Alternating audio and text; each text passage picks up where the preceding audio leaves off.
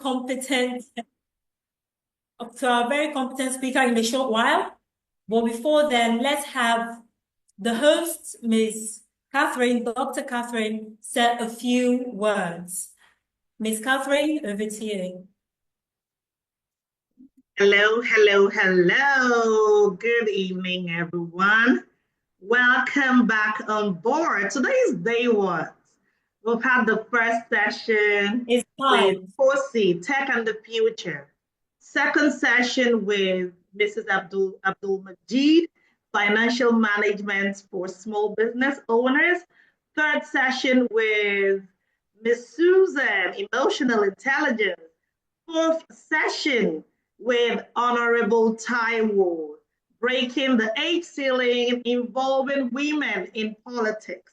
And today, day 5, we have the delectable, the mother of the word resilience, the person who has gone through thick and thin and comes back stronger after every challenge life throws at her. I don't know what other amazing word to use in describing you, but I know I have a lot of them up here. That is Ms. Enifome Obimi. Changing lives, careers, futures, organizations with her story. If you're not here, I really don't know what to say to you. This is one that I don't know that person who would tell me they haven't had challenging times in their lives. I have had different challenging times, different occasions, and every time I hold on to one thing I learned from somewhere or the other, or the Bible. There's always something to give us that renewed hope. And here we have Ms. Enifome coming to tell us not something that happened some time ago, one story, but coming to help us learn from her own life story. I have listened to her on different occasions, and it is better you hear it from her. And the most important part, how she bounced back at every point. That is the most important part. And I believe today will be transformative. I believe lives are about to be changed tonight. Trust me, if you are going to pay attention and stay till the end. I don't want to waste any more of our speakers' time. Okay, I think the network kicked her out. It should be, okay, she's here. Okay, so please enjoy the ride. Enjoy the ride. Don't cry, you. Don't cry. It's not. You can see, not looking like anything that would make you cry. But don't cry. But don't worry, when you hear where she's coming from, this is somebody that has gone around the world telling her story. And today we are privileged to have her here. Thank you very much, Ms. Enifome. You're looking amazing as always. Thank you. Thank you so much for having me. Thank you. I'll relinquish control to you, Ms. Ebere. Please do your thing. Thank you. All right, thank you. Indeed, today's focus on building a mindset that welcomes challenges and turn them into opportunities for growth. I would like to invite everyone to please participate and connect with others in the group as well. All right, without further ado, I'll be calling up our speaker for today. Permit me to share. Let me quickly get that.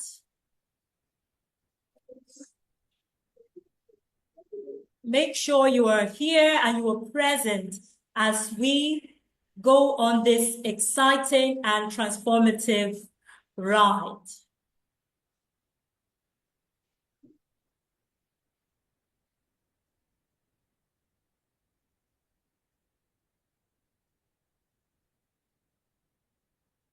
Okay, Ms. Enifome Obimi is a purpose-driven woman, a firebrand and reformer on a mission to help people build better lives.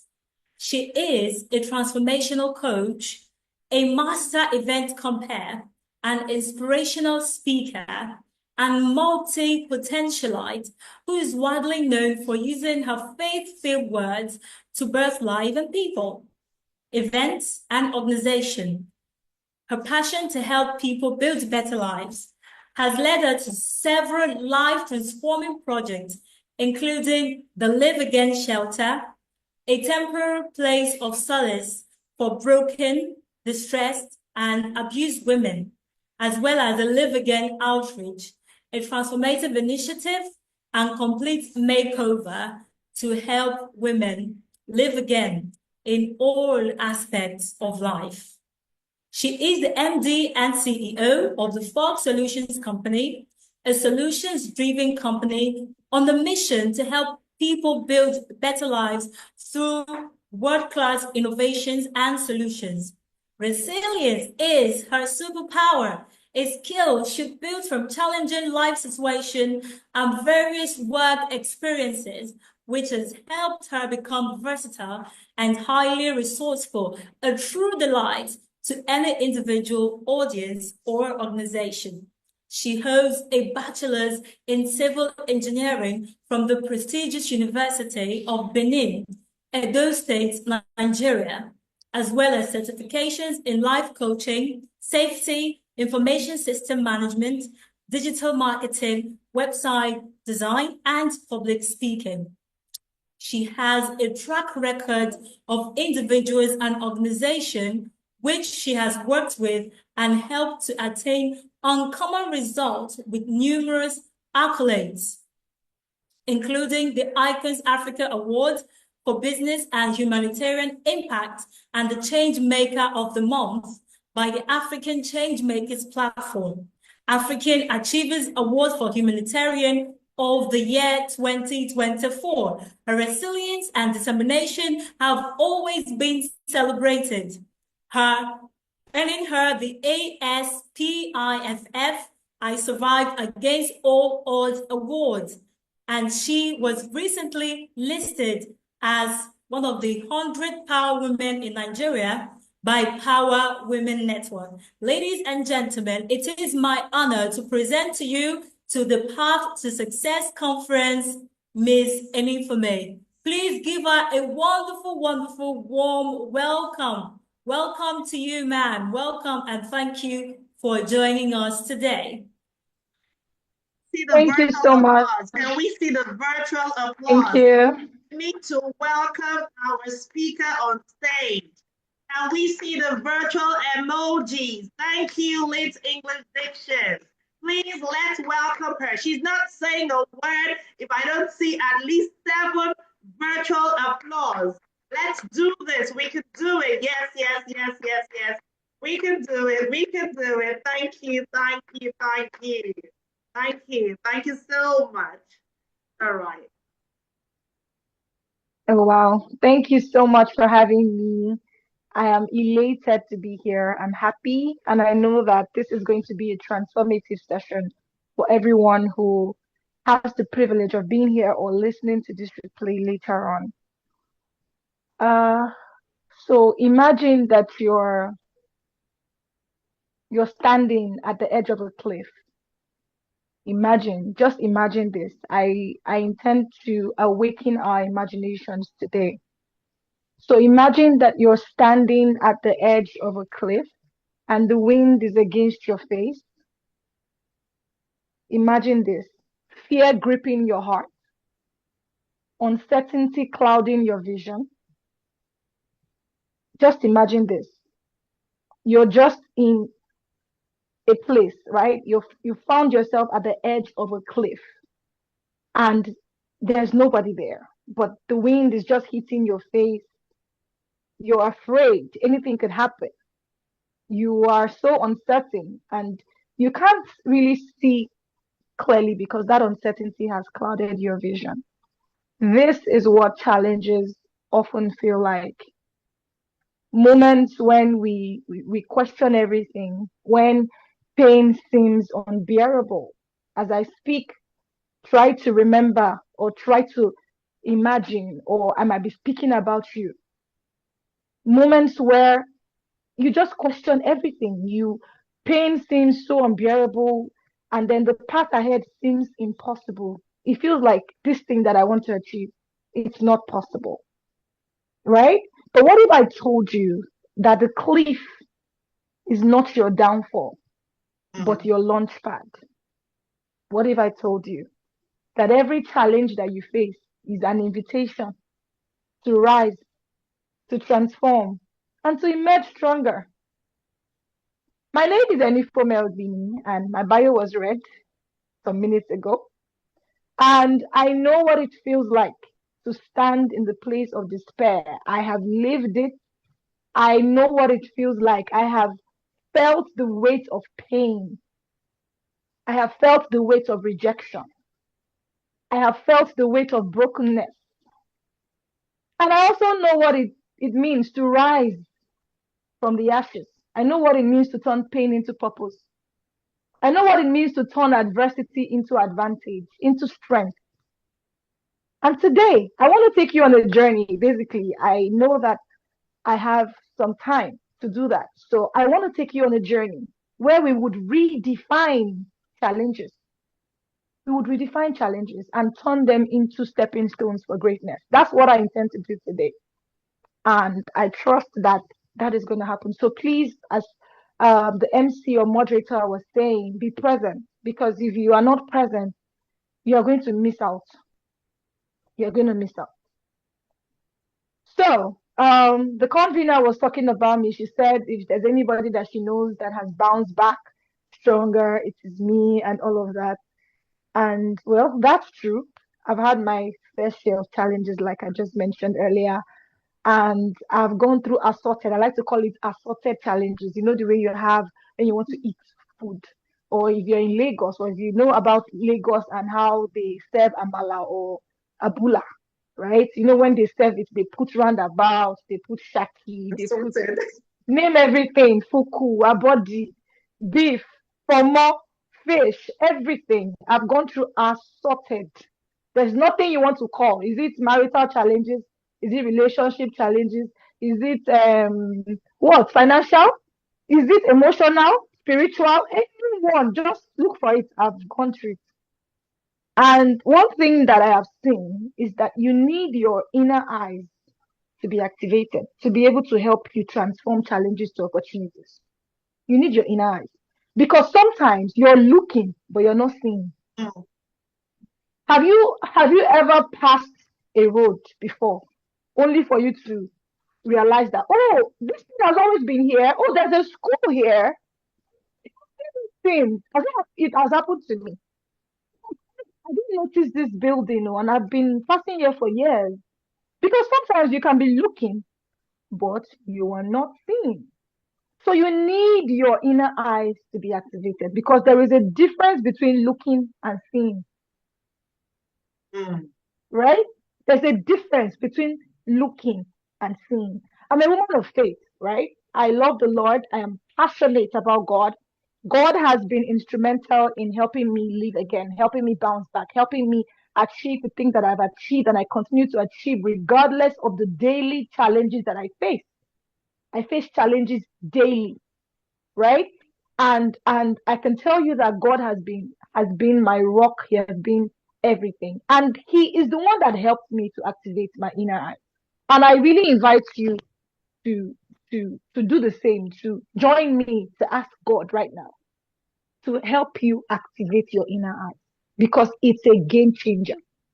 When I was preparing this, what I wanted to teach and share here, this was not inside. This came in like 30 minutes or like an hour before now, and I knew that God wanted me to touch on it. And that's why I'm starting with it.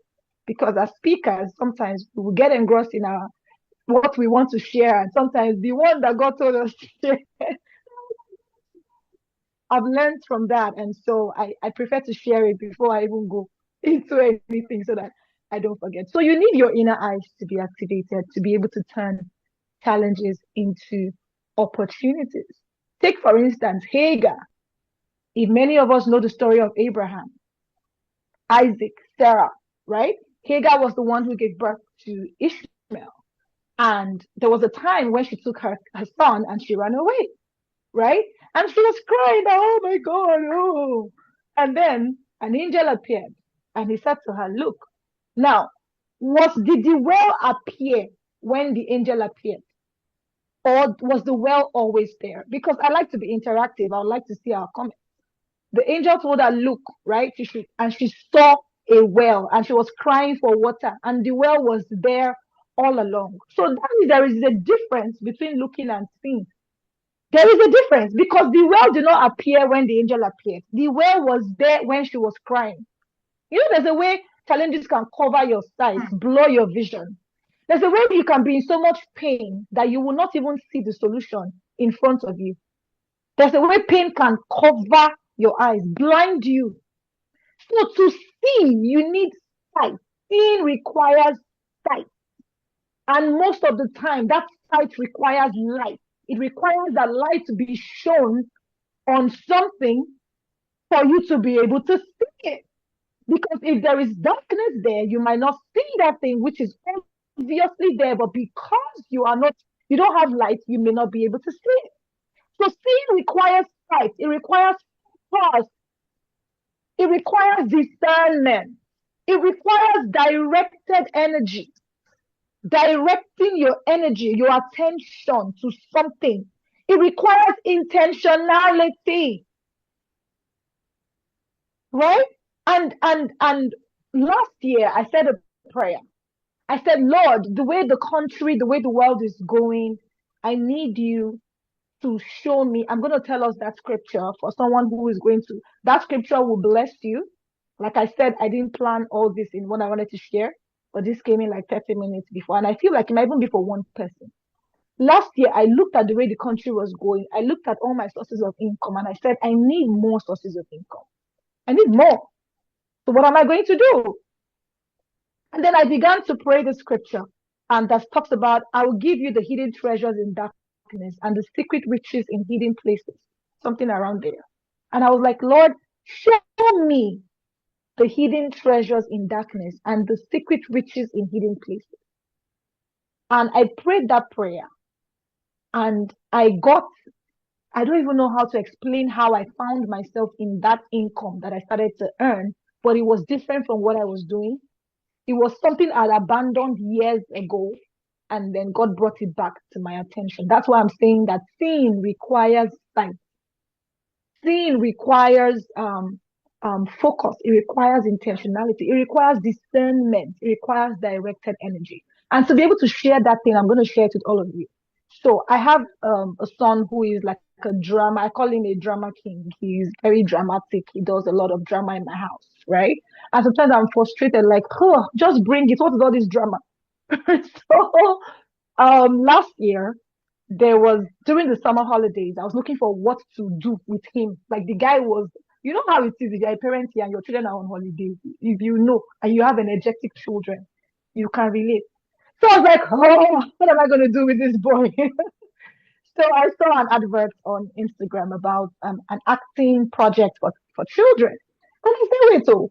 And it was like God was directing me to look at him again. And I was looking at him. I'm like, wait, oh, this boy will do well in drama because he's always doing drama in my house, right? What are the odds? Let me just take him there, right? What am I going to lose? Let me just take him there. After all, you'll be engaged for the summer, right? We went for the auditions. I was expecting that they would pick him. But after the audition, he was like, they said that they will get back to me. I'm like, don't worry. If it's for you, it will come. If it's not, don't worry. We just came here and took a leap of faith. So it's fine, right? And then I was at my retreat and I got a call from the convener. And the convener called me and said, congratulations, your son was among the first 20 people. And this is like audition that had hundreds of people. And I'm like, wow, okay. And now, hear this part. I was taking my son for this acting thing as if I thought I was taking my son for it. I thought that it was about my son, right? Now, in the course of doing that, I saw parents who came with their children and they were like, oh, my children have been doing this for a while. My son started when he was 2. My daughter has a YouTube page. We've done different adverts. We've done Golden Mall, we've done Kellogg's, we've done this. The other day he went to Ghana for they're just talking about, and I'm like, wait, so is it the same Nigeria? They say, eh. I'm like, wait, okay. That's good. Okay, so what do I need to do? Oh, you have to be his brand manager. You have to manage him. I'm like, that one is simple now. I'm a personal brand expert, so I can transfer the same knowledge to my child. But friends kept talking about, oh, even me, a parent, I act as well. I go for background actor opportunities. I do extras. I have done party things. I'm like, wait, you like, how do you get the opportunity? She was like, ah, when people send me the messages, I send my pictures and then I join the groups. And then before you know, I start getting added to other groups. And that's how I get the opportunities. I'm like, I'm available. Oh. I am available. Why am I saying it? Why am I sharing this story? I used to act before, right? I used to act. I've done a number of. I did a sitcom. I did one with Charles Billion. I did this. I did several stage plays in school. I was in theater, so I used to go for a theater production while I was in engineering. I used to go to English Language Students Association Playhouse to go and act because I loved. I felt like I could not interact with structures and buildings, but I like see the way I am. This I am like I can fly out of this chair. I like interacting with people, human beings, living things. So I used to go there and I would dance, I would act, I would dance also, I would act stage plays. And so I did a number of sitcoms when I got out of school. I did one with Ifeanyi Kalu as well. But I stopped. I stopped. And I wasn't thinking about it. Why?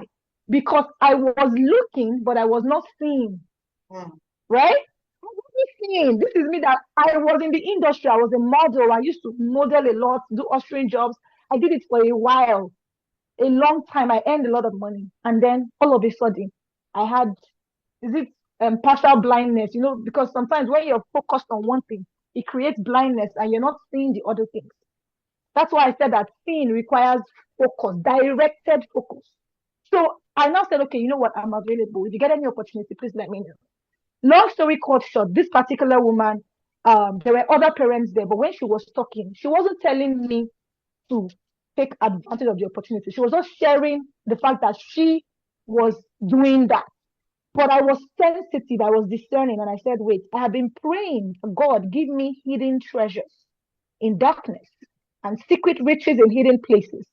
What are you saying? So I activated my inner eyes and I was looking at her and I activated my inner ears. I was trying to understand what she was saying that she was not saying or what God was saying through her.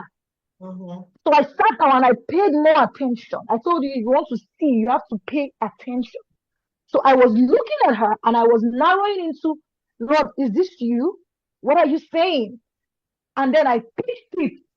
I said, yes, this is God talking to me. I said, you know what? I'm available. If you have any opportunity, just let me know. And long story short, she sent one to me. It happened to be Toyin Abraham's recent movie, Alakada Bad and Bougie. It was a party scene. I went there and we just wait Amala. We had fun. Just eat Amala and they're shooting you in the movie. And I'm like, okay. And I was done. I'm like, this is exciting. Yeah, I'm back. Oh my goodness. And then from there, I started getting other ones, other ones, other ones, other ones. And literally I realized that entertainment is one place that never runs out of income. There will always be movies. There will always be adverts. Music. There will always be one thing, music. Like, you don't think about it, and I am an entertainer. But because I've been focusing on my foundation and the other things that I'm doing, because I'm a multi-potentialite. So at different times, I focus on specific things for the season, right? So that I'm not, because I have a lot of things that God has put in me and given me and gifts and skills and talents and knowledge and all of that. So this period, I've been focusing on my Live Again Foundation work, helping broken, abused, and distressed women in the past 2 years. And God is saying, I still have a purpose for you on entertainment, like I told you before. And this is a door, enter it. And I entered. And you won't believe that even my people that have been in the industry since that did not leave, you know me, I left and came back. They were like, how are you getting these jobs? What's happening? We saw your picture here. We saw your this. No. You're going to go and do this one. You have done God Sisters. You have done Bad and Bougie. You have done this one. You have done that one. I'm like, now, before I took that opportunity as well, I prayed. I said, God, if this is you, lead me to the opportunities that you have orchestrated for me. I don't want to, I'm busy. I don't have time to be running up and down. So the one that you have proposed for me, lead me to it and let me not miss it. right? Now, why did I share all of this? Because in a dry land, there is water. In a parched land, in a land that looks like there is no milk and honey, there is milk and honey. The question is, where is it? Where is it? And where are you looking at? What are you seeing? Okay? It's in So, dry land. what are you seeing? What are you seeing? Is it a dry land or is it a wetland? Now, in my street, a landlord just bought a house and he's going to pull it down and he's not going to renovate it. Please note, he wants to pull it down. He bought it almost 200 million naira. He's going to pull it down and he wants to build a totally new structure. Now, forget about the 200 million naira that he has used to buy it. Do you know how much it's going to cost him to build a new structure? Why am I saying this? There's no money, there's no money. There is money. Where is your focus? In this Nigeria that I am in, somebody just bought a house. He's not renovating. See, I want to stretch our minds. I want us to understand that is where your focus goes. That attention. If your attention is on all the scarcity, all the lack, all the problems, all the challenges. I said it when I went to speak in a conference earlier this year. I was a keynote speaker. I said, this year, this is the year where your limitations will be distractions. Don't even see your limitation. It looks like a very big limitation, but it is a distraction. What are you to do in your life this year? If you focus on limitations, it will be your distraction.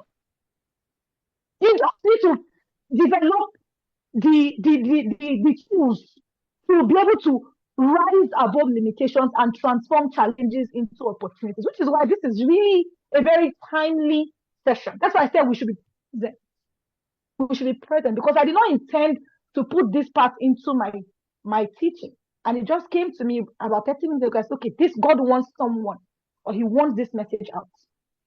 Now, the first thing I'm going to share to be able to help you transform challenges into opportunities is the power of perspective. The power of perspective. And it's really about reframing, learning how to reframe your challenges. This is the challenge. This is what it looks like, but this is what you choose it to be. Because the power lies within you, right? And the first shift we need to make today here, or to be able to transform challenges to opportunities, is in our perspective. In our perspective. So please help me share the picture of the cat and the lion. Help me share screen. The picture of the cat and the lion. Okay, just a second. Yeah, you can share it while I continue speaking. So challenges are not punishments. They're not punishments. They are platforms. They are platforms. They're not punishments. Every great leader, every change maker, every visionary, every entrepreneur, any person that wants to amount to anything in life, every innovator has encountered challenges, resistance, setbacks, pain. The difference between those who thrive and those who crumble in the midst of those challenges is how they see their struggles. All right, how they see their struggles. Let me know when it's shared, and I would take it from there. It's how they see their struggles. So you need to learn how to reframe, and I'll give you examples while the screen is coming up. I'll give you examples, right? There was a day, so before I talk about that one, I went through, let me talk about this one first. There was a day I was going for site inspection because I'm a civil engineer and I do a bit of real estate. So I was going for a site inspection and they called me to say, oh, this site inspection has been cancelled, and I was going from the mainland to the island. And imagine, I've already gotten to the island. I've almost gotten to the venue and they said they've cancelled it. I was sad. I'm not even going to lie. I was sad. And I was like, oh my goodness, what am I going to do about this? Okay, so I've wasted money and all of that. Anyway, it's fine. So I just shook it off and I said, it's okay. For God to allow this happen, maybe there's something that he's trying to prevent or something. So I just turned back. So I shifted my mood and I just turned back and I started going back to the mainland. As I was going back to the mainland, because my mood had changed, because I was in the right state of mind. Now, the state of mind that you are can decide what you see and what you don't see, what you hear and what you don't hear, whether you crumble or whether you bounce back. So because I've already shifted my state of mind that okay, it's working for my good. Romans 8:28 has always been my go-to scripture for turning challenges to opportunities. Is like I'm sharing it with you. I'm dashing you that scripture. Romans 8:28. It has been my go-to scripture. So I said it's working for my good. No, not this one. The one that says your perception is your the one with the cat, the two different animals. Yes. So I said to myself, I said, this has to be working for my good. So I turned back. Please, are we following? If you're following, type in the chat, I am following, or just type one. I want to be sure you're following. So I turned back and I just said, okay, I'm going back home, right? This is working for my good. As soon as I turned back, as I got to Lekki phase one, remember an instruction that God gave me to pray in a certain place in Lekki for something a project that He wanted me to work on. He said, I've been looking for time to go to Lekki, but I was very busy. Okay, let me go for the instruction again. Let me go to Lekki phase one. I went to Lekki phase one. I got there, I prayed, I had a refreshing time. When I was there, a guy came up to me and said, good afternoon, ma. I'm a civil engineer. I'm looking for a job. I'm a very spiritual person. I'm a civil engineer. A civil engineer is coming to meet me that is looking for a job.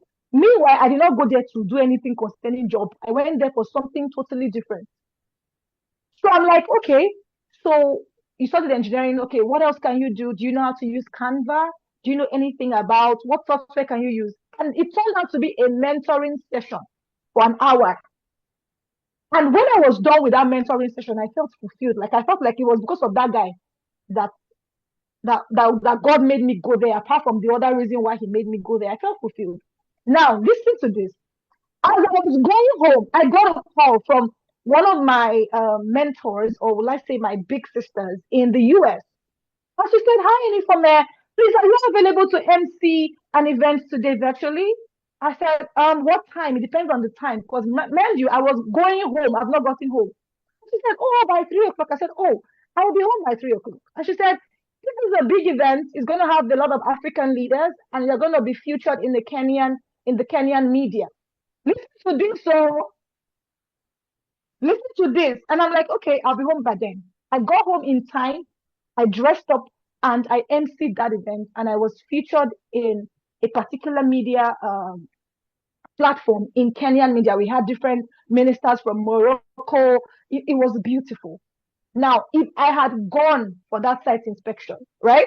Many of you know how mainland and island is. You cannot come back early. It's not possible that I would have been back by 3 o'clock. It's not possible. So that disappointment was actually a blessing. But what if I was sad? What if my mood was very bad? What if I felt this is because your problems get magnified based on the attention that you put on it. It can be magnified, it can expand, or it can shrink.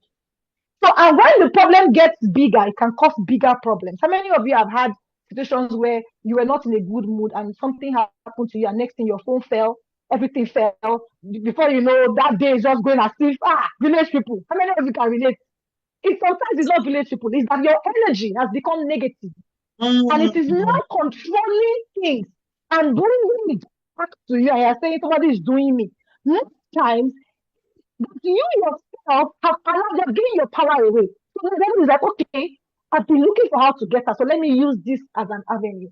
Now go back to this picture. Your perception is your reality. If you look at this picture, is it cat? I mean dog. I always mistake the other person or the other animal on the left. It looks like a dog. And the cat is beginning to look like a lion. Yeah, but the one on the left is looking at the mirror and it is looking small. A wolf, yeah, small.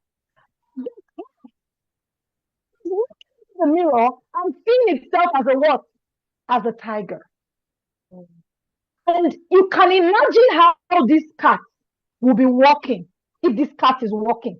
This will not walk like a cat because it already sees itself as what? As a tiger. So your perception is your reality. If you see yourself as a cat, you are a cat.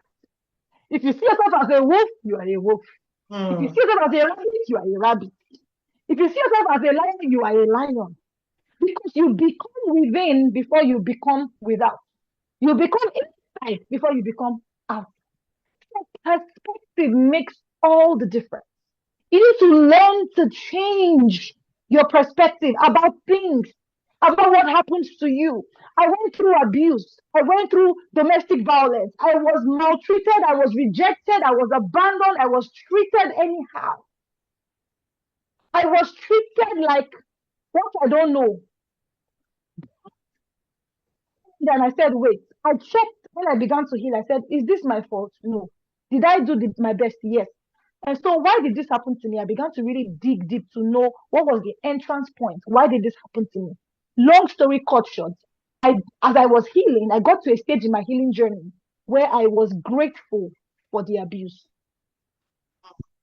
I need to take it again. I became grateful for the abuse. And I will tell you why. I realized that the reason why Joseph was able to get to the throne was because Potiphar's wife pushed him out.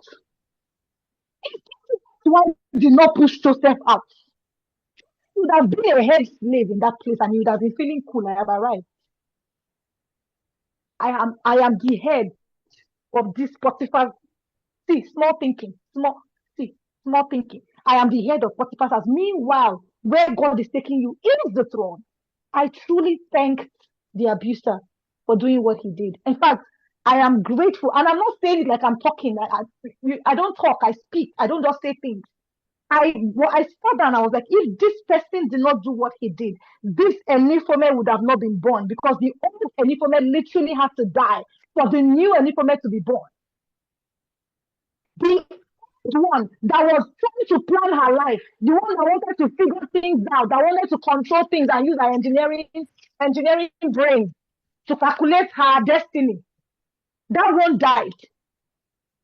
I said, I'm crucified with Christ. I was crucified.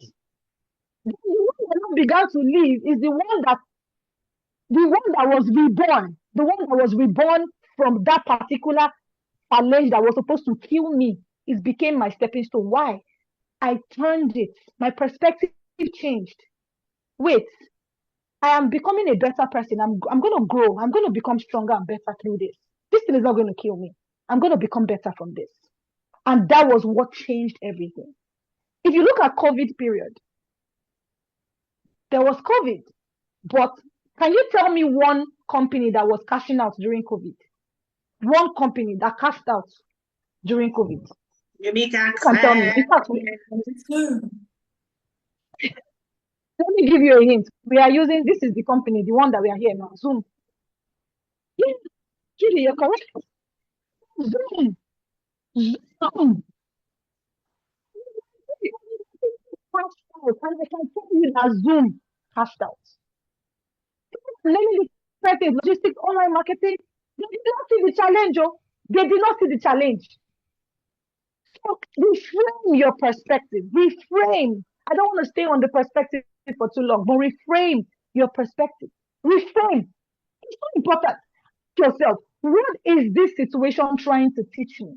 What can I learn? It was in COVID that I set up my telesales company, my folk solutions company, my Christian Entertainers Nigeria. If I tell you all the things I did in COVID, kids online Bible tutor, all the things, COVID was amazing for me because I start with myself. I was able to look inwards, and I was like the height of my creativity in COVID period. Things were bettered. For me personally, I can tell you so many things. So many things. Ask yourself, what is this situation trying to teach me? Okay, I went through this, or I'm going through this right now. What is it trying to teach me? What is it trying to teach me? I can go on and give you different examples of changing perspectives. There's a movie I watched, Dangal. This girl, she was her father wanted to be a wrestler, a world wrestler, like a world wrestler, and he was being frustrated in India. So he kept trying to have a boy child. He kept trying to have a boy child. He will go and he will give birth to girl. He will go and he will give birth to girl. And every time he was disappointed. One day, somebody came to report to him that his daughters thought they beat one guy. Not even fought. You know, there's a difference between fighting and beating. You can fight someone and may not beat the person. The girl beat this boy. The boy. This is a problem, Abi. A girl beat a boy, and this is India where they take men like this. And then the man came and said, "You beat the bad." And he was like, "Wait, oh, see, perspective. Wait." And then he focused his attention and said, "Wait, these girls, how did you beat the boy? Show me." This. Watch the movie. The name is Dangal, Dangal. It's an Indian movie. Look at the girls again and said, "Wait, beat this boy. Again, let me see. This is what you did before." And these girls were, hey. And you can be looking, but you're not seeing. But he was now focused, attention. And he said, "Wait, I've been looking for a boy all along. And God gave me daughters that can wrestle. Maybe God wanted these girls to be the chosen ones and not the boy I was looking for." And this man investing time into his children and taking them on because he was a wrestler before, so he's now a coach. So he was coaching these girls, coaching these girls. Do you know that these girls were not happy? They were like, "Oh, they cannot sleep. Time to sleep. Their mates are sleeping. The father has woken them to wake up and go and jog." So they felt like, this man is stressing me. They now attended a wedding of their so-called counterpart, their age mates. This girl was a teenager, and they were marrying her off to a man. And so the girl was crying, and they were wishing for the girl's life that I beg if just to marry me to someone so that I'll stop waking up early in the morning. I don't eat regular food. I drink water more. I have to be fit for my wrestling. It's stressing me. My daddy even cut my hair, and I'm a woman. They were all angry and engulfed in their problem. And the girl said, "I wish I was like you." Because in India, they just marry you off as if you're a commodity. And that is how you will be. You will never discover your dreams. But your father is taking time to help you, discover you and putting you in the line of your purpose. So you can be a woman on your own. Even though you get married, at least you would have achieved something for yourself. Hey, the girls were like, wow. Before then, they used to frustrate their father. He would wake them up, they would do like this. Before their father woke up, these girls were already jogging. They now started, they were the ones, why? Their perspective changed. I could go on and on. Those girls later became world wrestling champions in India, the two sisters. You can watch the movie. It would inspire you. Perspective. Your perception becomes your reality. If you put yellow eyeglass and look at the world, you see the world through in a yellow light. If you change your eyeglass and say, "Okay, I will put it on blue," you will see the world in blue. So change your lens. How are you seeing your challenges? How are you seeing what has happened to you? How are you seeing what is currently happening to you? I could go on and on. But the next thing I would say is embrace a growth mindset. So sis, at this point, you can put that mindset picture now. Embrace a growth mindset. This is so important. Challenges are actually an opportunity for you to grow and improve. That's how I saw what happened to me. Otherwise, I would have gone to one village and settled there and say, "Hey, it is finished for me. Oh, my village people have gotten me." Hey. But I said, "No, I'm going to grow through this. I'm going to become better, stronger. This challenge is not going to kill me." Okay, I went through abuse, right? I went through domestic violence, no problem. Abi, but I'm going to bounce back stronger and better. And that changed it for me. That influenced the kind of actions I was taking. That influenced the way I saw myself. Look at this picture. Look at this picture. Your mindset is everything. You can zoom it, you can expand it. Look at it very well. This cat is looking at itself in the mirror and it's like, "I'm a lion. I'm a lion. Who then be? Where then be?" And the way this cat will walk, you will not walk like it will not walk like a cat, it will bounce. You know, on the waka. The place, you will know somebody has entered here. Your mindset is everything. David was able to kill Goliath. He already saw himself as a giant already, because not only giants fit fight giants. He had seen himself as I'm one unscrupulous element, I'm a non-entity. Goliath would have killed him. David won Goliath before he won Goliath. He won Goliath here. Mindset is everything. He won Goliath here.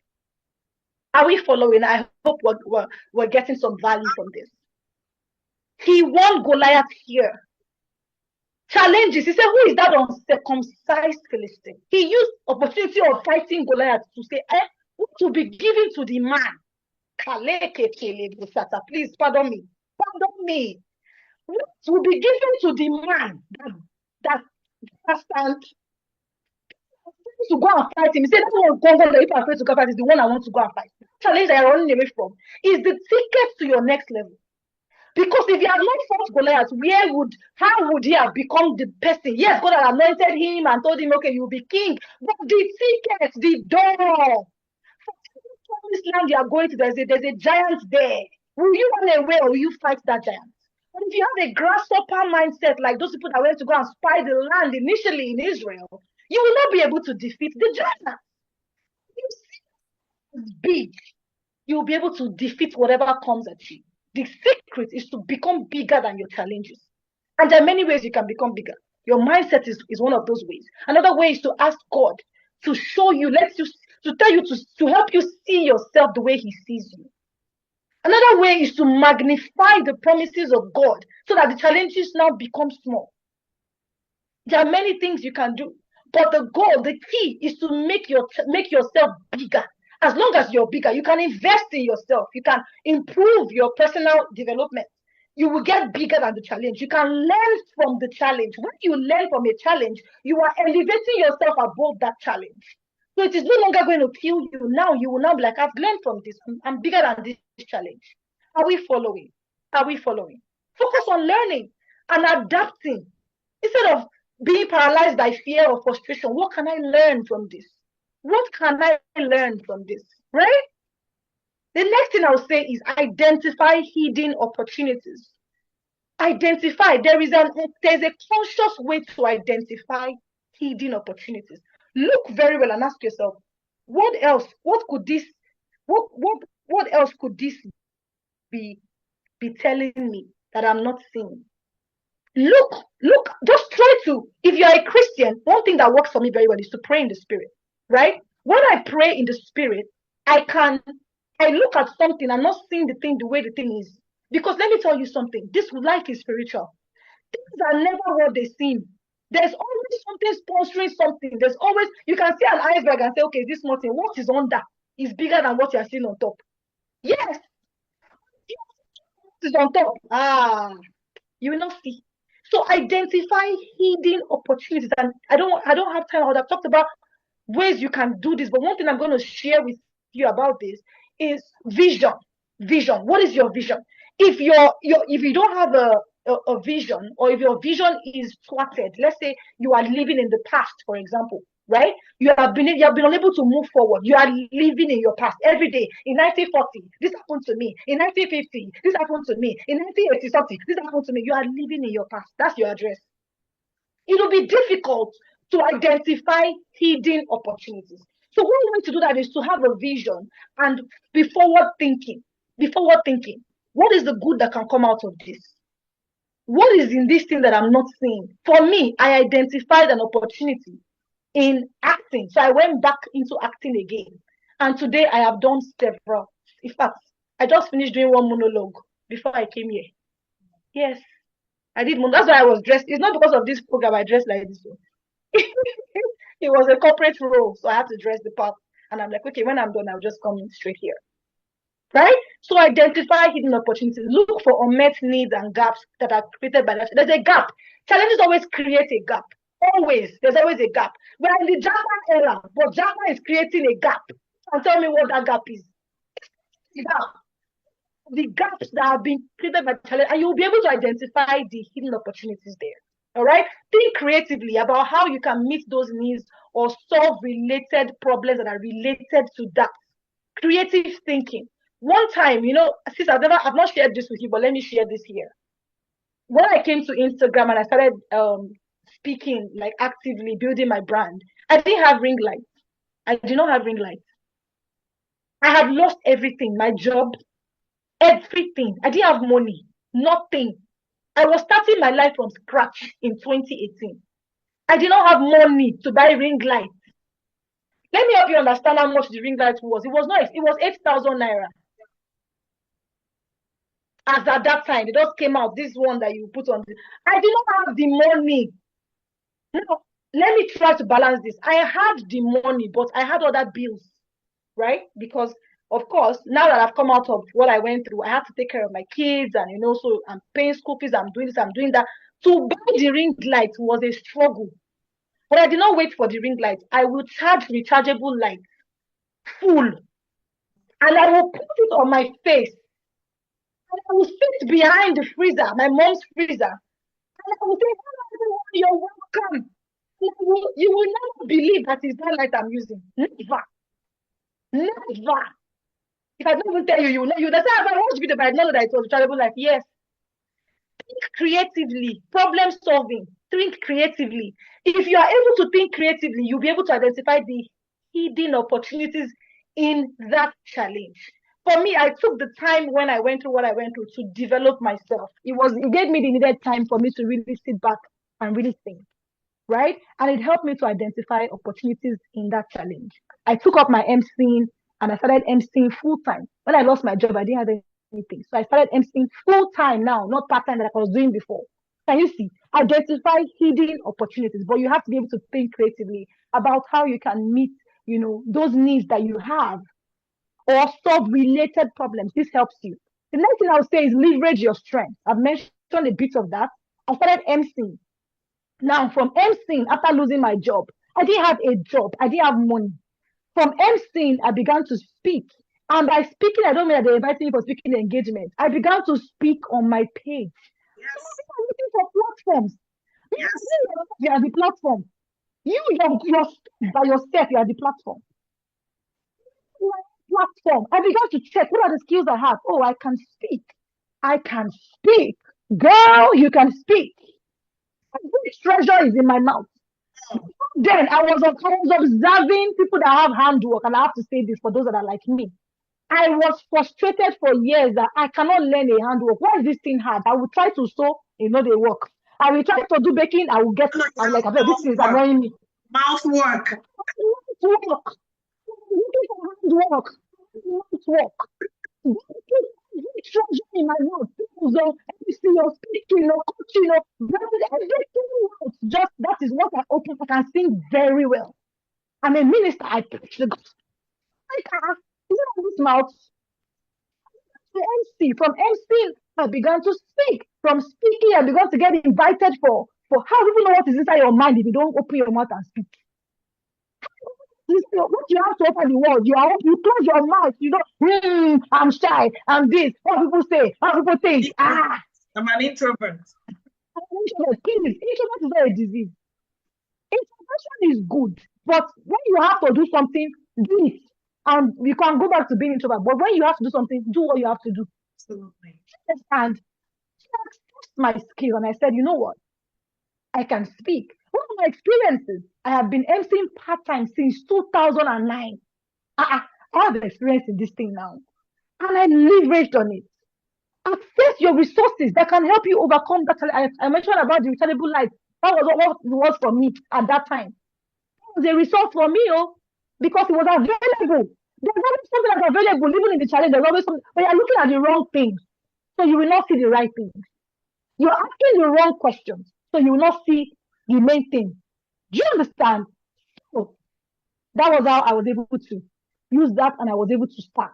From there, I leveraged those strengths and I pivoted into new ones. Now, let me tell you something. When you use those opportunities, it will lead to other opportunities, and it will never get to see.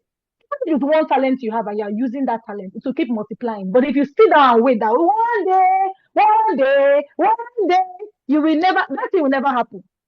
I tell people that the way to speak is to speak. I am a better speaker than I am. I'm a better speaker right now than I was like 4 years ago, because I've been speaking since. So I was waiting for one day to be be able to speak. I might not be the speaker I am today, right? So use your strengths and pivot and create opportunities. The next thing I would say is seek support and collaboration. For me, I began to invest in myself. So I connected people like Fela Toye, Bankole Williams. I was investing in Joyce Daniels, Daniela Oluwatoyinbo. And that one day I paid for a course. Listen to this. I'm trying to share this because I don't know why God is making me share the things I'm even sharing, because some of them are not in my notes. Right? I paid for a 40K course 4 times in 2018. See, I'm not coming here to come and show you this thing. So I paid for a 40K. Your video. Sorry. You can't see my video. Yeah, it's Is it on from your end? Okay. Okay. It's on now. I don't know what's going We're on. good. We're good. It We're looks good. like it's going off and on and We're on. good now. Tell me, can you still see it? Yes, I can see. If you can see, please a thumb up. All Okay. right. Okay, fabulous. So what was I saying? I paid for a 40K course four times in 2018. When I was going to class one day, rain beat the shege out of my life. And when I got into class, there was AC and I was there doing, how hungry are you? How hungry are you for success? I began to invest. So I got a lot of mentors, peers, experts, people that I faced. I would look at them and say, okay, I see myself in this person. I'll follow the person. Mm. Collaborate to find innovative solutions or gain new insights, even if you don't have money. Volunteer. What can I do to help? What can I do for you? I have this skill. I know you're looking for this thing. I can help you with this. Do you understand? No man is an island. If you want to transform challenges opportunities and you are alone and you like being alone and you want to die alone, you will die with your challenges. Or me, I'm a very blunt person. I say it the way it is. The man that his friends took and put him through the roof for Jesus Christ to heal him. If he did not have those friends, and Yeah. how would he have been healed? Oh, oh. You need people, oh, you need people. You need the right people. So pray and ask God. See, I said a prayer when life knocked me down. I said a prayer. I said, God, take away the wrong people from my life and bring in the right people. That prayer was a game changer for me. People began to leave and people began to come back. As in, new people began to Mm. come. People that even stopped talking to before, years before, God brought some of them back. And relationships. In the house, they are underrated. Can be your husband or your wife. But you are seeing them finish. You're like, I'm Mm. begging. I want a coach. I want this coach. God had to teach me then. Then I'll be like, I want this. And God said, I've already given you a coach. The coach you are serving is actually a coach. Stop, focus, and learn the lessons there. And that changed my life. Because, like I said, you can be looking, but you will not see. That's But same. then God now showed me that this is your coach. Focus. All right? The next thing I would say is set clear goals and develop an action plan. Right? I set a clear goal. When I went through what I went through, I said, this thing will not kill me. In the next how many years, this is who I want to be. This is who I want to be. Break down that challenge into manageable steps. I will be going for MC jobs. If you know where I used to come from, sometimes there will be mud. I will buy pure water. Oh God, why am I saying all these things in this place? People are drawing this out of me. It's like the expectation from me is like I came to draw. They are drawing it out. I will buy pure water when I get to where I'm going to. I will wash my leg. I will use Vaseline, rub on my feet, and I will wear shoe. You will never know that I entered mud before I came to MC that event. Mm. So break down the challenges to one. What can I do? Okay, the steps I will take is that I will start going for events. See, events are a game changer, especially the right events. They did it for me when I went through what I went through. So break down the challenge. Okay, this is the challenge I cannot do this. Okay, I can go to 2 events in 1 week or 1 event in 1 month because I don't have much money, so I can do this. But be pushing yourself and be stagnant. Just move forward. Forward. He directly and he said, what should I do? What did God tell Moses? He said, tell the people to go forward. If you encounter a Red Sea, don't turn back and go back to Egypt. Mm. Mm. Sorry. Bondage. The Red Sea, see, for you to do to the Red Sea is to cross it. Finish. Red Sea, Red Sea, Red Sea. You will remain there and you will not move. So break it into small, manageable steps. Create a plan to tackle each step and measure the progress along the way. See, I can tell you that I have grown and I grow every year. Last year, Yes, I was given an award, and this year, I am being invited for that same award as a panelist. Is that not growth? it is. Monetary growth. I'm not even referring to monetary growth. You first of all grow inside before you grow outside. The same thing when you are dying, you die inside before you die outside. You become a Yeah. walking dead. Then one day they'll say, oh, the person don't die. The person died inside first. So everything that would happen outside would happen inside first. Please, can you show my picture, the one of merely existing? and the one of truly living. Those two pictures. So create a plan and tackle each step and measure progress along the way. All right. The next thing I would say is stay resilient and persistent. Oh, I wish I can say this like there's a lot. I'm a resilience coach, but I don't want to dwell here. Stay resilient because challenges do not come once and go and say bye till we see in heaven. Is a lie. Back to back. As I'm speaking to you now, we had issues with our electricity in our area, different things. And if you're a woman of purpose or a man of purpose or someone who intends to fulfill purpose, challenges will be your friend. Get used to it. That's why these steps are important. So you can learn how to bounce back and how to, rub up, say, I beg the challenges, don't worry, I'm going to bounce back from this. Okay. So stay resilient. This is me. The last picture was when I was a walking dead, when I was going through the height of the abuse. Now, this is the thing. Here, I thought I was strong. Oh. I did not know how bad. Sometimes you don't know how you were merely existing until you begin to truly live. So here, I was in this particular picture. I was a manager. I was managing 30 people. I was being called ma. Yes, ma. Yes, ma. They were carrying my bag. I had a driver. I had a staff car at my disposal. In this picture on the left, though. But look at my face. The day I saw this passport, I said, who is this person? Is this me? Wait. Ah, is it me that is this? But then I was like, see my bone, see my neck. I was dying. I thought I was strong. I was condoning the abuse. I was like, don't worry. Then things were happening. Like the girl, it was a side chick issues too at a point. Side chick would call, I will be there, I will be hearing the call, I'll be like, don't worry, I'm strong. The reason I'm sharing this is that resilience is not audacious. Resilience is not denying that the challenge does not exist. It's not ignoring the pain. That's what I was doing then. I was ignoring the pain. I was like, I'm strong. I'm a strong person. That's not what I'm talking about. When I say stay resilient and persistent. So for me here, I was a walking there, but I did not know. But on the picture on the right, I'd begun to do all the things I'm sharing with you now. My mindset was changing. I began to heal. I began to have gratitude. I had a gratitude journal. I'll write what I'm grateful for every day. And I discovered I was grateful for that person that abused me. I was even grateful. So I was healing. I wasn't bitter. I wasn't saying, you will suffer. I will show you what to punish you. See, let me tell you something. If you want to transform challenges to opportunities, your mindset. See, you cannot be pretending to be someone you are not, because last, it will show. Make sure that your journey of healing, reinvention, transformation, and development is true. Be true to you. If you know that your habits are nonsense, please work on your habits. If you know that you sleep too much, please, I beg you, stop sleeping too much. If you tell yourself the truth, it is a skill. If you can tell yourself the truth, you will go far. In life, it has helped me. I don't deceive myself. Oh, I don't. This is the picture, right? I wanted to show you this. Resilience and persistence. View setbacks as temporary.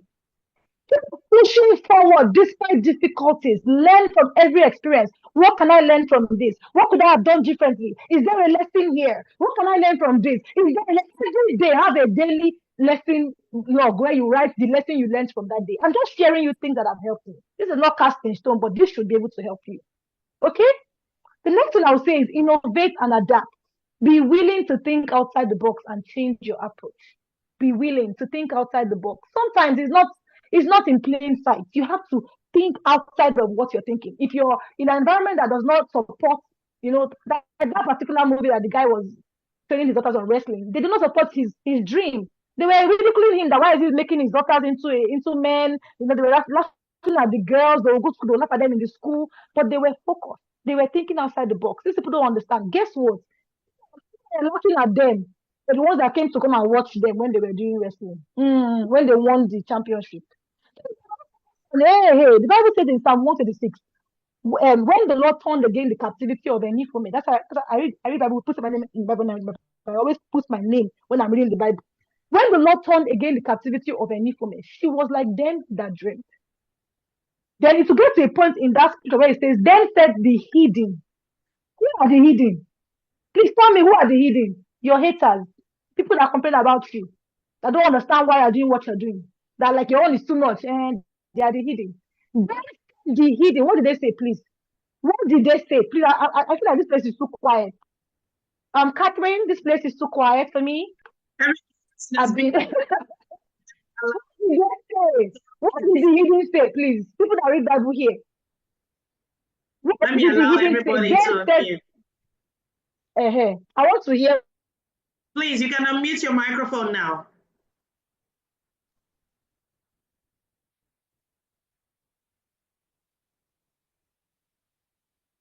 You can unmute your microphone. Ms. Anifoma, you can ask the question again. Did I mute everybody?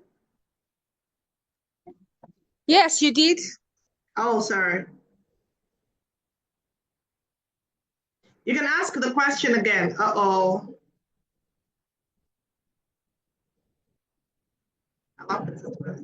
You're muted. Yeah, you can unmute your microphones You can now. unmute yourself now. You can unmute yourself. You want to speak.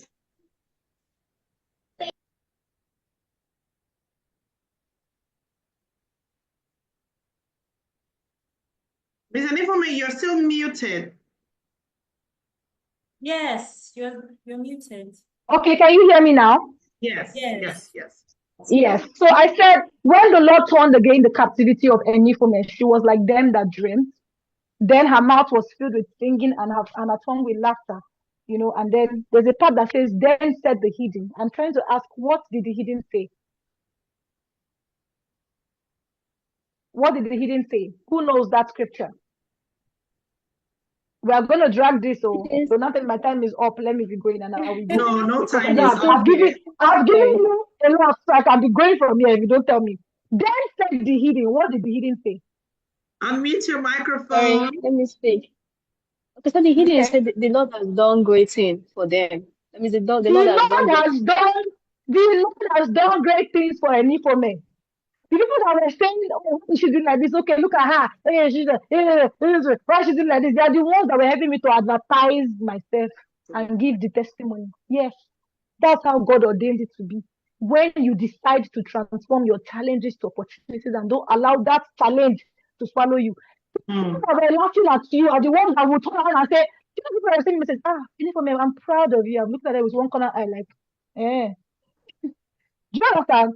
They are proud of me. Unto how, as at how, that's why, for what? Where were you? Were you not among those that were talking? Do you think I don't know that you will view my status to check whether I'm still alive? I don't die. Then Status stalkers. You understand? You are not telling me because, oh God, see, you cannot allow your challenges to swallow you. There's so much ahead of you. I wish you know. I just wish you know that your challenge does not have the capacity to kill you. And what does not kill you makes you stronger. It's not cliche. It's the truth. You are able to learn from it, though, because it can kill you if you don't learn from it. And if you don't see yourself as bigger than it is to kill you. All right? So view setbacks as temporary. What is ahead of you is greater. The latter is greater than the former. I don't care what it has been. Nothing is big enough. Please, forgive me for speaking in tongues, but please allow me to allow the fire to just catch. Sure. There's nothing that is big enough to stop God's purpose for your life. I don't care what it is. I don't care what that thing is. I was laughed at. If I tell you what they did to me. Jesus. To the point that when I was working, I heard a rumor that the cleaner, this is the one that used to greet me, good afternoon, was saying, we saw this person with this person, we saw the side chick. The side chick was like, I want this man. She was not hiding it. The gods. Do you understand? I want this man. Like, this is the man. I want this home. I faced so many things. I almost died. I'm only alive by the mercy of God. Then I was thinking I could cope with it. I was dying. Look at this picture. I was looking like a walking dead then, but I was thinking I was okay because I wore makeup. The first picture I wore makeup. Second picture, no single makeup. Please help me. Is the difference not clear? It is. Because when you want to wear makeup and try to patch and cover, if you don't deal with your pain, you will transfer that pain to the next generation. How do I know? I worked in a transferred pain. I went through abuse because people that came before me went through it and did nothing about it. So I was observing those things and they latched on me. They became baggage. So even though I was looking good and I was still going to school and everything, those things latched on me and attracted an abuser to me. That's what I'm saying. You need to probe your challenges to find out. There are things in your challenges, there are lessons there. I literally wrote a book from the mistakes I made when I was choosing a partner and the things I did wrong. I sold over 100 copies of that book. I made money from your challenges are gold. But if you don't learn how to transform them, you would think that they're your problem. No, there are opportunities in your problem. All right? I've authored 4 books. Imagine I just said, okay, let me just go and sit down in my challenges. I would have not authored 4 books. All right, so keep pushing forward despite difficulties. Learn from each experience. Okay, I think I'm in the other one now. Innovate and adapt. Yeah, that's where I was, but I went back up because of the picture. So let me go back now. Innovate and adapt. Let me go front, not back. Innovate and adapt. Be willing to think. My video is not showing. Yeah, it has gone off again. Oh wow. I didn't want to interrupt you. I was sending a text. I guess you were in the spirit. I don't know why that's happening. Is it showing now? Yes, yes. Now? You see your beautiful Okay, face. so innovate and adapt. Be willing to think outside the box. Change your narrative. Change your approach. See, the power lies in your hands. You're so powerful beyond measure that even the devil is so afraid of you that he has to make you believe a lie. So that because if you believe that lie, the power inside you will work. The law of belief will work. The law of belief says that you are whatever you believe. Mm-hmm. So he makes you believe that you're a fool or you're a failure because you failed. Doesn't mean you are a failure. Separate the event from you. Right? Event plus response equals outcome. Please, someone should help me write it. E plus R equals O. Event plus response equals outcome. Life is 10% what happens to you and 90% how you respond. So your response is where the power is. How do you choose to respond? Right? Think outside the box. Innovate. Innovation often comes from necessity. I had to be innovative with that rechargeable light because it was necessary for me to go live on Instagram and I needed a solution. Many comedians fail out because of hunger. Necessity. Hungry, you will become creative by fire by force. You will become creative, except you're not hungry. You never hungry you. I say, I'm hungry, but I don't really want rice, I want beans, yeah. I want chicken and pepperoni. They're not hungry. My sister, you're not hungry. If you're hungry, you drink Gary. You drink that Gary, right? So the next thing is maintain a positive network. I spoke about that when I was talking about mentorship. I will not spend time there. But it's basically surrounding yourself with people who uplift and encourage you. It is iron that sharpens iron, not wood. If you have wood in your association, please, it's time for you to change that wood. You yourself become an iron so that you can sharpen somebody else. All right? So surround yourself with positive network. Some of you are eagles, but you're rolling with chickens because you have been seeing yourself as a chicken. That is why I began with mindset. You are an eagle. What are you doing with chickens when you should be soaring up there? All right? So change your association. These influences can help you see new opportunities when you're facing challenges. Right? I remember, this particular this movie I shared with you now, this Dangal movie. Yeah. What if the friend was a friend that was a negative influence? What if she had given them an advice like, your father is frustrating you? Yes. You, right? You meet people that are their friends and they'll say, your wife insulted you. Slap her. Mm. Slap her. Yes. What if you went to someone who said, don't slap her? Don't slap her. Why don't you just leave the house for a while and take a deep breath? Go and pray. It changes everything. It changes. It makes you see opportunities when facing challenges. You'll be like, okay, maybe it's time for us to go on a vacation because maybe she's angry or she's uptight because she's stressed. Your mindset, your perspective has changed now because of the person you spoke to. So who do you speak to when you face challenges? You determine if you transform to challenge or to that problem. Yeah. Next thing, celebrate your wins, no matter how small. Many of us are waiting. We are postponing the time we are going to leave. Say, I will leave. When I'm 50, I will leave. I will truly leave. I will leave. Well, sometimes you see problem, problem no dey finish. Let me tell you something. Challenges will never stop as long as you're in this earth and you're breathing. You know why? Challenges and problems are tied to value. Value is something that is stop and leave this earth. See, that Zoom was making money in COVID. To finish, then you are not serious person. What you should be learning is how to transform the problem to solution. And let me tell you something about problem solving. For every problem you solve, you become wiser because you can use the same principle, the same learning to solve a bigger problem. The more you are becoming smaller and the problem can overshadow you and swallow you. As I was saying, celebrate wins, learn from your losses, acknowledge and celebrate your progress, no matter how small.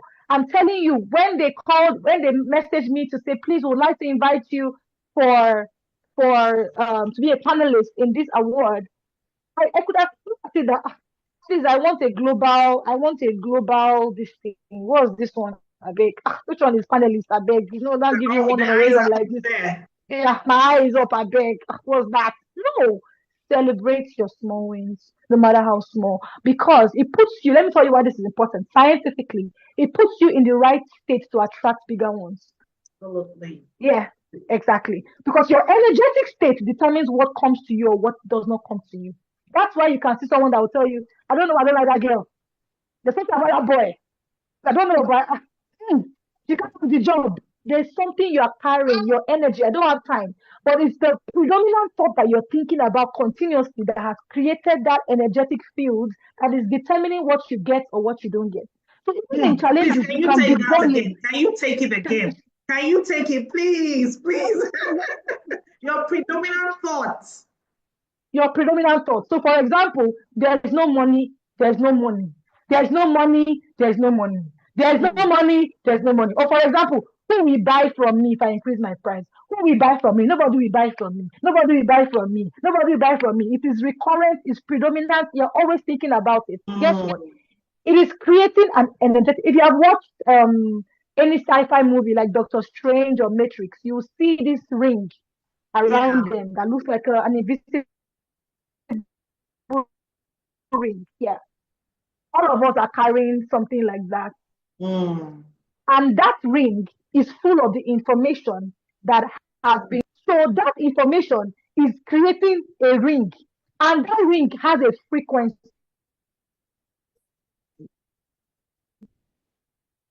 that you repel. For example, now, if I go here now, because of time, why are you taking me to this place?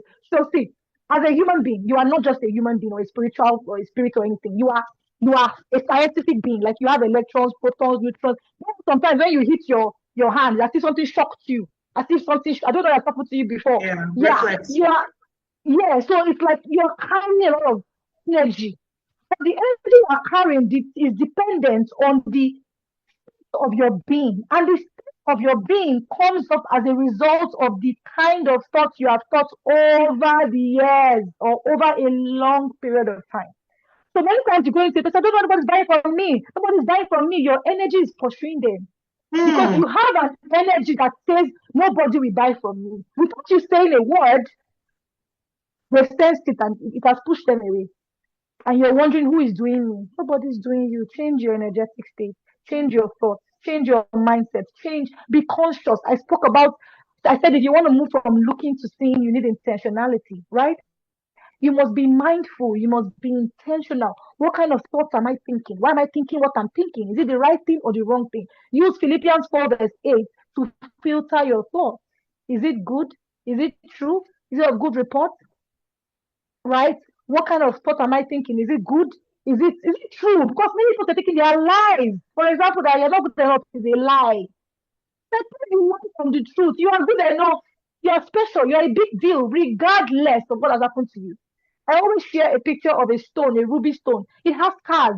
Ruby has scars, but the scars of ruby stone makes it even more precious. It's even more expensive than some stones that don't have scars.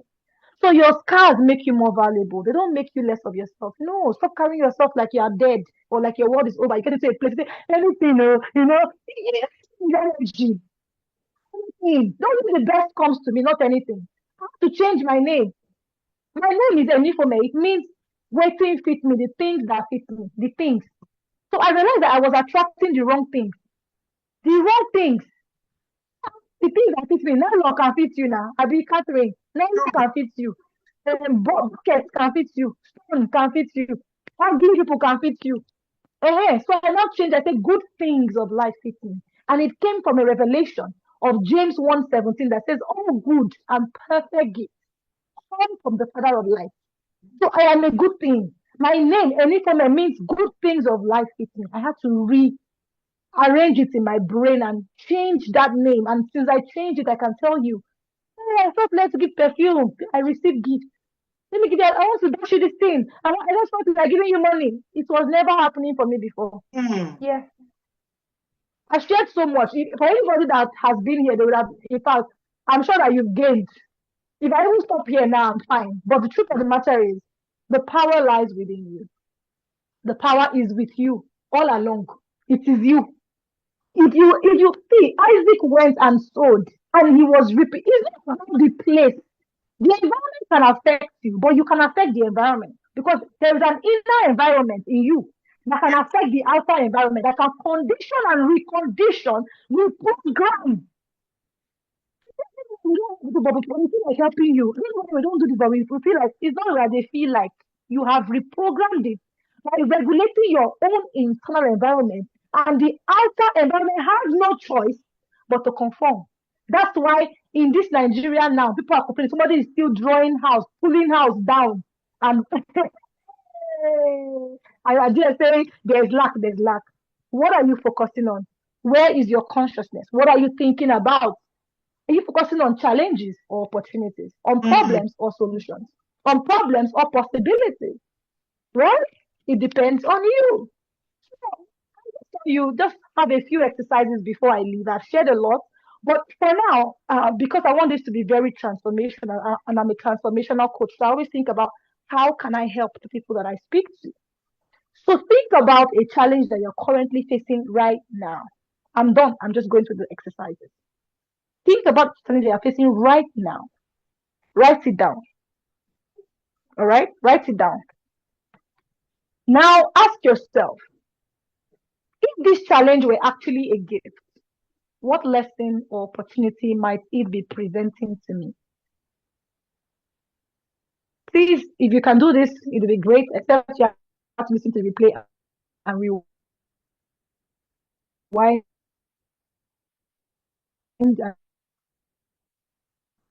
and fast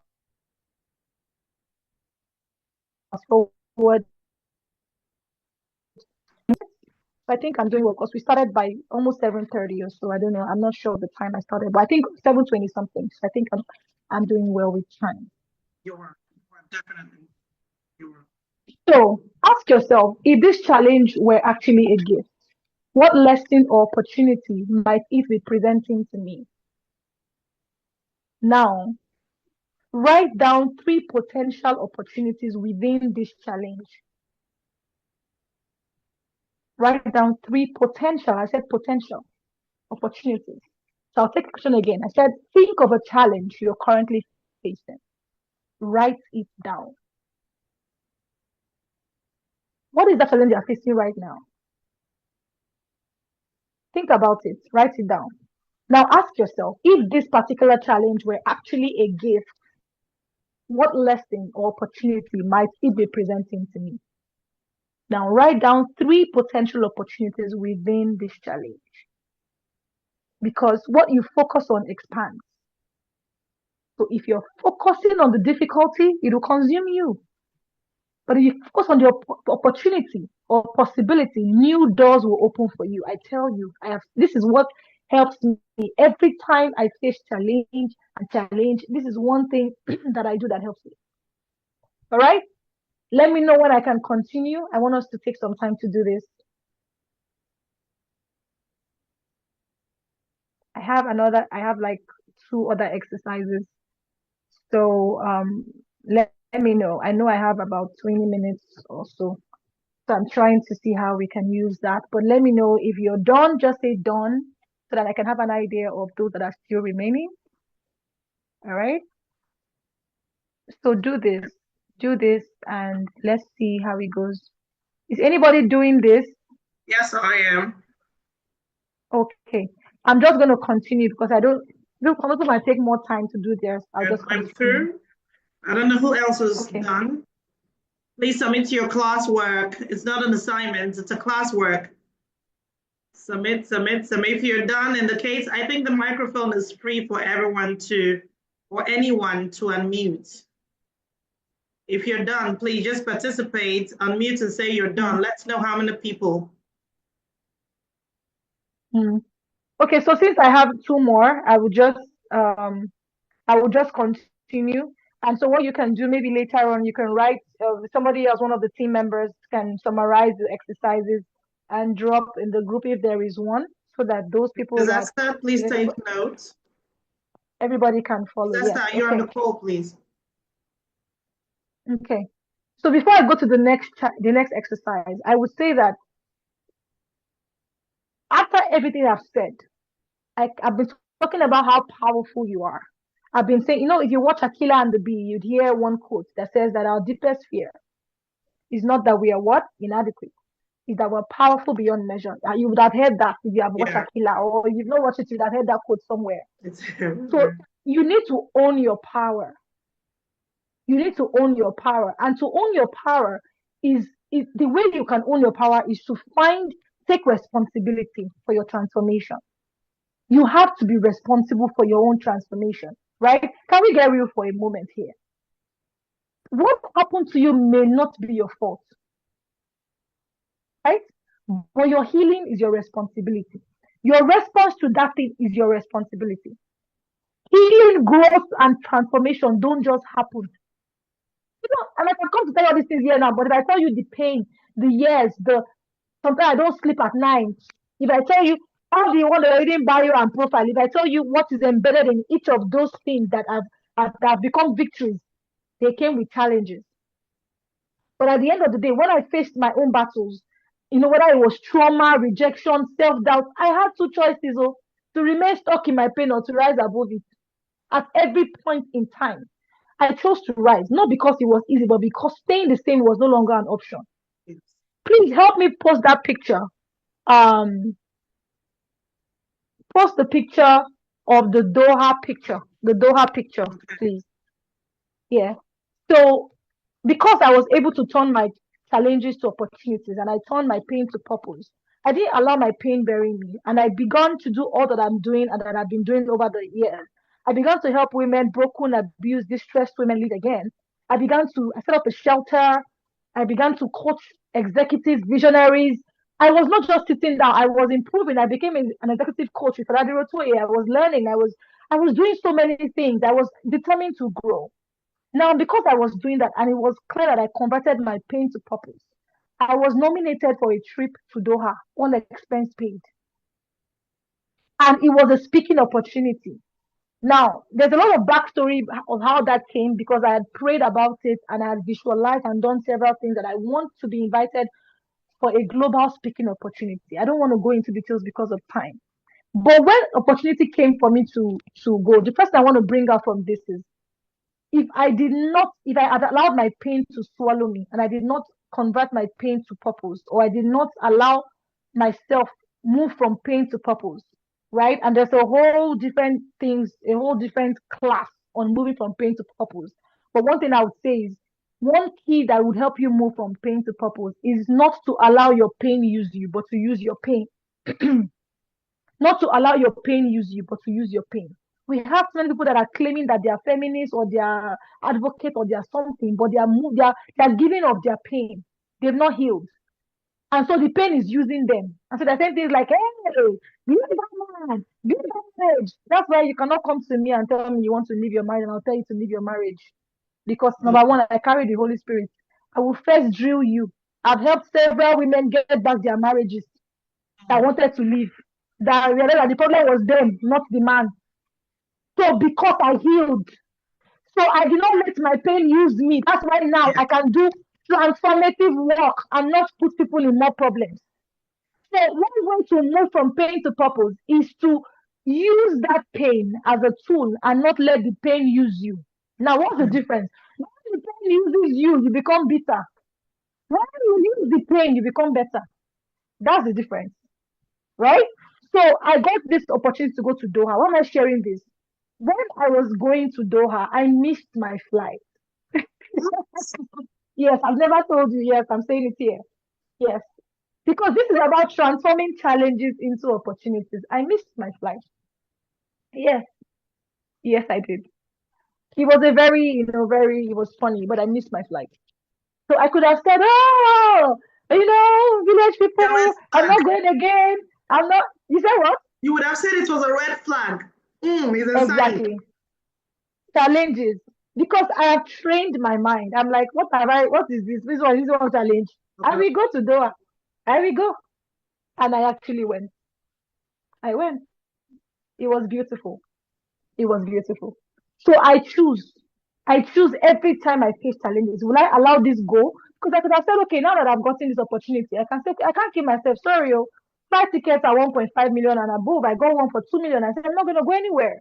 But I saw this challenge as an opportunity too. Like, oh, you know what? It's fine. I would pay the money, I would go, right? Other things have been sorted, and the ticket, it was my fault, right? Even though it was someone's fault, but I gave the person the power I was the one that allowed it. That's the truth. And that's why it happened. I said the role of Oh, responsibility in transformation. Find your role. What role did I contribute to this? If you can check, okay, how did I contribute to this thing? You realize that there was something that you did not do or that you could have done better. For example, the person that told me to help them do something when I was about to fly, and the way the person, it's a long story, but it was related to someone that was there. And they said, can you help me do a favor to give someone that is there something? I could have said no. Could have said no. But my good heart oh, was like, okay, let me oh, just see what I can do. And in the end, I missed my flight. oh. Trying to help So I somebody. was regretting, feeling like, this is my good nature. I just changed my state immediately. I said, no, I never lose by being good. Nope, I will remain good. I will You keep never being lose good. by I will, being good. you must be mindful of your thoughts because it can just push you downward. Hey, because you are good, because you are this, next thing you're now bad. Things that are breaking guys' hearts did not just start from there. Somebody broke their heart, but they decided to allow the pain use them. Mm. Do you understand the difference? Do you understand? So I can share so much with you, but the truth is, I still went to Doha. It was beautiful. It was transformational. I met amazing people. Oh my God, I don't have time to talk about it, but help me show them the slide of the hundred, whatever, the banner, the picture about my award, 100 young influential women in Africa, right? If I had Okay. allowed my pain swallow me, I want all these awards from Kenya. In January, I was awarded by African Humanitarian Award, and I was there with the Commissioner of Women Affairs. And this is someone that we meet in our NGO forums, and she was so excited to see me. We were both awardees because I did not allow my pain to swallow me. So there is a responsibility. There's a part where you ask yourself, what part of my situation can I take responsibility for? That brings me to the next exercise. This is the second exercise now. What part of my situation can I take responsibility for? What part of this thing? Yes, somebody called me and said, help me do this. If I had said no, will I die? I will not die. And the person will find another alternative. So that was my own, I saw my own, my role in it. Now, when you have found that out, ask yourself, second question, what is that one action that I can take today to move forward? For me, I decided I was going to buy a new ticket. I said to myself, this opportunity is enough, is worth it. Yes. I will buy a new ticket because it has been a prophecy that has been hanging over my head. You are a global brand, global speaker. Yes, I've done several virtual events globally, but I wanted to travel for a speaking opportunity. So it meant a lot to me. So that you can take today to move forward. For me, I bought the ticket. I bought it. I said I will buy it. Yes. Now, next question. Do I need to turn this challenge into an opportunity? That cat had to see itself as a lion. I spoke somewhere, and one of the speakers mentioned how she wanted a new job and she had to see herself as deserving of that job, and she applied because she felt I can do this job and I deserve it. Things like, let me just manage any job, let me just be here, yeah, yeah, 10 years, you're still in one job because you see yourself as, hey, hey, do you understand? To become, what should I do? My goals, my goals. Ask yourself, what needs to become in 2025 to turn this challenge or whatever I'm facing now to an opportunity, or whatever the world is facing, or whatever Nigeria or whatever you are in the world to an opportunity. Share your reflections. I wish we had time. Share your reflections in the chat. I want to just see a few and know that, okay, we're doing this thing. All right? We're doing this thing. Share My your time is up reflections now. in the chat. Share your reflections. Share Everything your you've reflections. learned. I would really like to see it. I would really like Yes. to see it. Everything you've Yeah. learned. Put them in the chat, please. Put them in the chat. What you're doing, what you're discovering from your mistakes, turning your setbacks. You can turn your setback into a setup. You can turn your setback into a comeback. You have to change your approach towards adversity. Some of your biggest breakthroughs will come wrapped in the disguise of setbacks. I'm telling you the truth. I'm telling you. Rejection can be redirection. For me, if people did not reject me, or if the person that, see, you have to reject me because I would have not been the woman I am today. How? You want today, you have to because I would have been blinded. When you are in a cocoon of your pain, or in a cocoon of your problem, or in a cocoon of where you think you have arrived, you will not see outside. It was a redirection. So your rejection can be a redirection. A painful moment can be the birth of a new mission. Live Again movement came as a result of the pain I went through. I was worshiping, I was praying, I was having a time with God, and I heard the word live again for the first time. Civil engineer, I wanted to work in an oil company, which concern me an NGO. Concern me and every woman live again. What's that business? With every women live again. What's that? It never came into my imagination, but a painful moment was what birthed the Live Again movement. Even the world's most inspiring people that Oprah, Nelson Mandela, all of them. Most people, think of anybody that you think that has become anything. They didn't just endure hardship, because Nigerians, Nigerian, if you're not Nigerian, please pardon me, but Nigerians are used to suffering. Let's just manage it. Let's just take it like it is. You're settling for less when you are made for more. So don't just endure hardship, leverage it. The power, the key word there is leverage. Leverage it to create massive impact, to become better, to become stronger, to become wiser. Say, I will not waste this pain, no, because God does not waste pain. So you don't waste your pain. Say, how can I become better from this? What can I learn? How can I grow? Right? I hope this has really helped us, right? I hope this has really, really, really helped us. So, one other thing you can do to have a mindset shift is, instead of asking, why is this happening to me? Why me? Is it only me? My village people. Ask yourself, what is this preparing me for? What is this preparing me for? You see, your story of overcoming will become someone else's survival guide. I wrote a book. Please help me put the book this thing. I wrote a book, 12-step guide to living again, to help people move from merely existing to truly living, to help you move from pain to purpose, from trauma to transformation, to help you move from a place of being a walking dead to being full of life, to being, people describe me as fire. Life tried to extinguish that fire. Challenges came and made me a mute. I became a zombie. I became a mute. I won't even talk. Just keep quiet. I'll say yes. Sit down there. I'll sit down. I became a zombie because that was what abuse did to me. But my story of overcoming today is why I can come here and I can share. Please help me zoom it a bit. I think it was a screenshot I shared. That's why I can help you. That I can help. I can teach on pain to purpose. I can teach on transforming challenges to opportunities. My story of overcoming is now someone else's. I wrote a book, 12-step guide. I outlined all the things I did to be able to become this person and to be able to live again. Where I am now being sent to different places to speak, and I'm receiving awards here and there. Is because I decided, I did the things I'm sharing with you today. And now my story is now someone else's survival. If you want to get the book, the link is right there on the picture. Stella.co/12-step guidebook.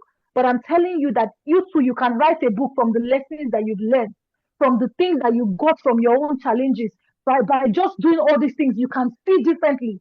And you can say, oh, wow, I was sitting on a gold mine all along. And then the last exercise, which is your personal transformation statement. Now, please write this sentence and fill in the blanks. This challenge of this is preparing me to become this. Let me see if I can type and post it in the chat. The challenge of this is preparing me to become this. Okay? The challenge of this is preparing me to become this. Can someone write it, or let me type it? This challenge of this, put it, fill in the blank. The challenge of, put the blank there, is preparing me to become this, another thing. Put it there. Let's just say that this was a coaching session because the things I'm doing here are the things that I do. Transformational session. Exactly. The things I'm doing here are the things that I do for some of my executive clients, my clients and my coaching clients. So I guess those here are, or I don't know, the prayer that Catherine prayed before she invited me. Okay, so I would type it now. So the challenge of this is preparing me to become this. Now, repeat it aloud and own it. So I typed it in the chat. I put the dash, dash, dash for you so it'll be easy. So the challenge of this is preparing me to become this. So repeat it aloud and own it.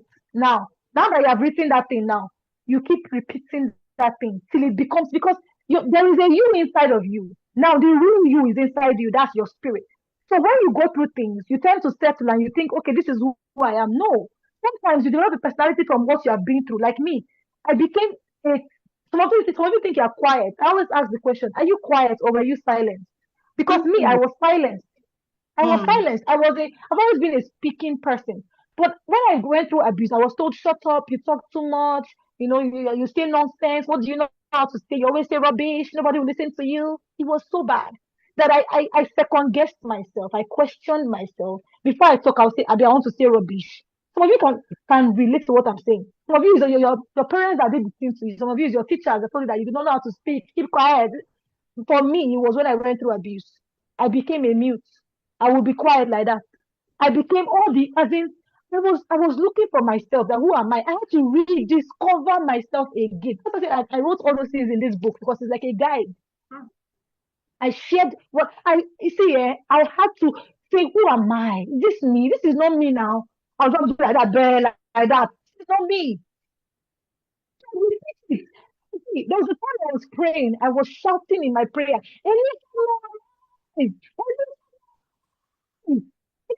was praying in the spirit. I was calling out the real Enifome, the one that existed before life happened to her, the one I was talking to. So there is a you in you. When you speak, you are hearing you. There is a you that is in you that is hearing what you are saying. So when you say, I'm not good enough, you are speaking to your spirit, and the thing is listening. All your cells in your body are saying, yes, it's not good enough. And let us make it work. Let us enforce it. So be careful of your internal dialogue and your external dialogue. When you say affirmations, make sure you mean it so that you can send a message to your cells, your body, your blood that see a new dispensation is here. Write this thing. The challenge of this is preparing me to become this. Repeat it aloud. And as you do these exercises, anything that comes to you to write, like I am good enough, I am better than this, I am more than this, write it and turn it into an affirmation. If possible, say, record it on your phone and be playing it. Because the more you hear, the more you become. The more you hear, the more you become. All right? And in closing, I'm going to say this in closing. You have two choices today. To let your challenges define you or to let them refine you. For me, pain refined me. My challenges refined me. When I look at myself today, somebody looked at a picture of a flyer that I was invited to speak as a keynote speaker and sent me a message. She said, Enifome, this picture, I can feel the peace from this picture. She said, I can see the femininity. Like this picture is so beautiful. Like it just shows a woman that is truly living again. So I am grateful for the woman I have become and that I am still becoming because I did not allow my challenges to define me. I let them refine me. And every time I face challenge, let me tell you the truth, I am excited. You know why? It's an opportunity for growth. I don't know, as it, I'm not trying, I'm telling you the truth. I'm like, man, see money. There's money here. Like a guy that went to India, they had no shoes and he said, I can't stay here. What kind of place is this? And he left. And that guy went there and said, they have no shoes. I think that guy might have been an Igbo guy because he was like, no shoes, see my case. He went and imported shoes and became a millionaire. Yes. So if you go decide though, whether the thing go kill you, or it go refine you, or it go define you, it's up to you. The road will not always be easy. But remember, gold is purified by fire, and strong leaders are shaped by adversity. Your challenge is not your end, it is your beginning. All right? I'm going to close there. I thank God for my challenges. I'm grateful for them. People tell me I'm a persuasive speaker, I'm a this and this. Whatever I was, I am better because the challenge, I was able to let it refine me. I tell you, I'm a better speaker now than before. And then I was like, I have arrived as a speaker. But every day I see myself growing and becoming better. So let me give you one last exercise. I know I said I've closed, but let me give you one exercise. What is one thing, just one thing that you will do differently starting today? Please type it in the chat, or you can send me a DM. You can message me. My IG handle is Enifome Speaks on Instagram, and on LinkedIn, Enifome Ogbini. I can post the link so that anybody that wants to connect can connect. But I'll be delighted to connect with you. You can send me that one thing you would want to do differently starting from today. If you want to, you can send me that. I also do one-on-one coaching, but it's very, very limited because of the kind of things I do. A lot of things, so I have very limited slots for that. But basically, if you are ready to take your transformation to the next level, let's connect. You're not alone, and your breakthrough is closer than you think. Thank you so much for having me. Thank you so much for having me. Thank you so much for having me. You're not meant to merely exist. You're meant to truly live. You're not meant to survive. You're meant to thrive and rise and live again, right? Bounce back from that challenge and live again. Thank Wow, you. wow, thank you so much. That was amazing. Come on, let's show our appreciation in the chat. Let's show her how impactful, how transformative this session has been. If there is one thing I can say, is that it keeps getting better and better and better and better. And Ms. Emifame, I would like to say a huge, huge thank you for taking the time out of your busy schedule to do this with us and to really pour out yourself. I could feel, we all could feel that you held nothing back. So I want to really say a huge thank you for that. I know, let's keep the appreciation coming. I know we have a lot that we have learned today, and there are so many things we are going to be doing differently. Trust me. Thank you so much for that truly impactful, insightful, and transformative session. So I don't know if you have a minute or two to take one or two questions before we call it a Sure, day. sure. Barry, I'd also like to know what is the one thing that they are taking away from this? What is that one thing that has stuck on you? Like, I can't forget this one. This one hits me. I would like to see that just to know Okay, and have like an impact assessment of my session. Thank you so much. all right, all right. So for me, I just think, some of the things you spoke about are some of the things I know, but it's always good to have that reinforcement coming. And one thing that stood out for me is the issue of reframing, because sometimes I can really get critical, even of myself, and then I'm like, this is like this and this is like that. So one thing that really stood out for me was the reframe. Always try as much as you can to reframe things and stop looking down on what you can achieve. Stop holding yourself back. That's just it, basically, for me. Stop holding yourself back. That's it. All right. So one more time, I would like to say a very big thank you to you. If you have the So I time to take wasn't one even or two referring to questions. you. I wanted the people that were listening, to type it in the chat. So thank you for sharing yours, but I want to Oh, see the okay. chat. Yes, I want to Oh, see someone okay. type All one thing that you're taking right. away. Yes. Thank you. Yes, yes, of course. Let's do that, everyone. What are you So taking I'm away? gonna be Let's do looking. that. Mm, Okay, someone has already replied. Let's keep it coming, everyone. If you have something to add,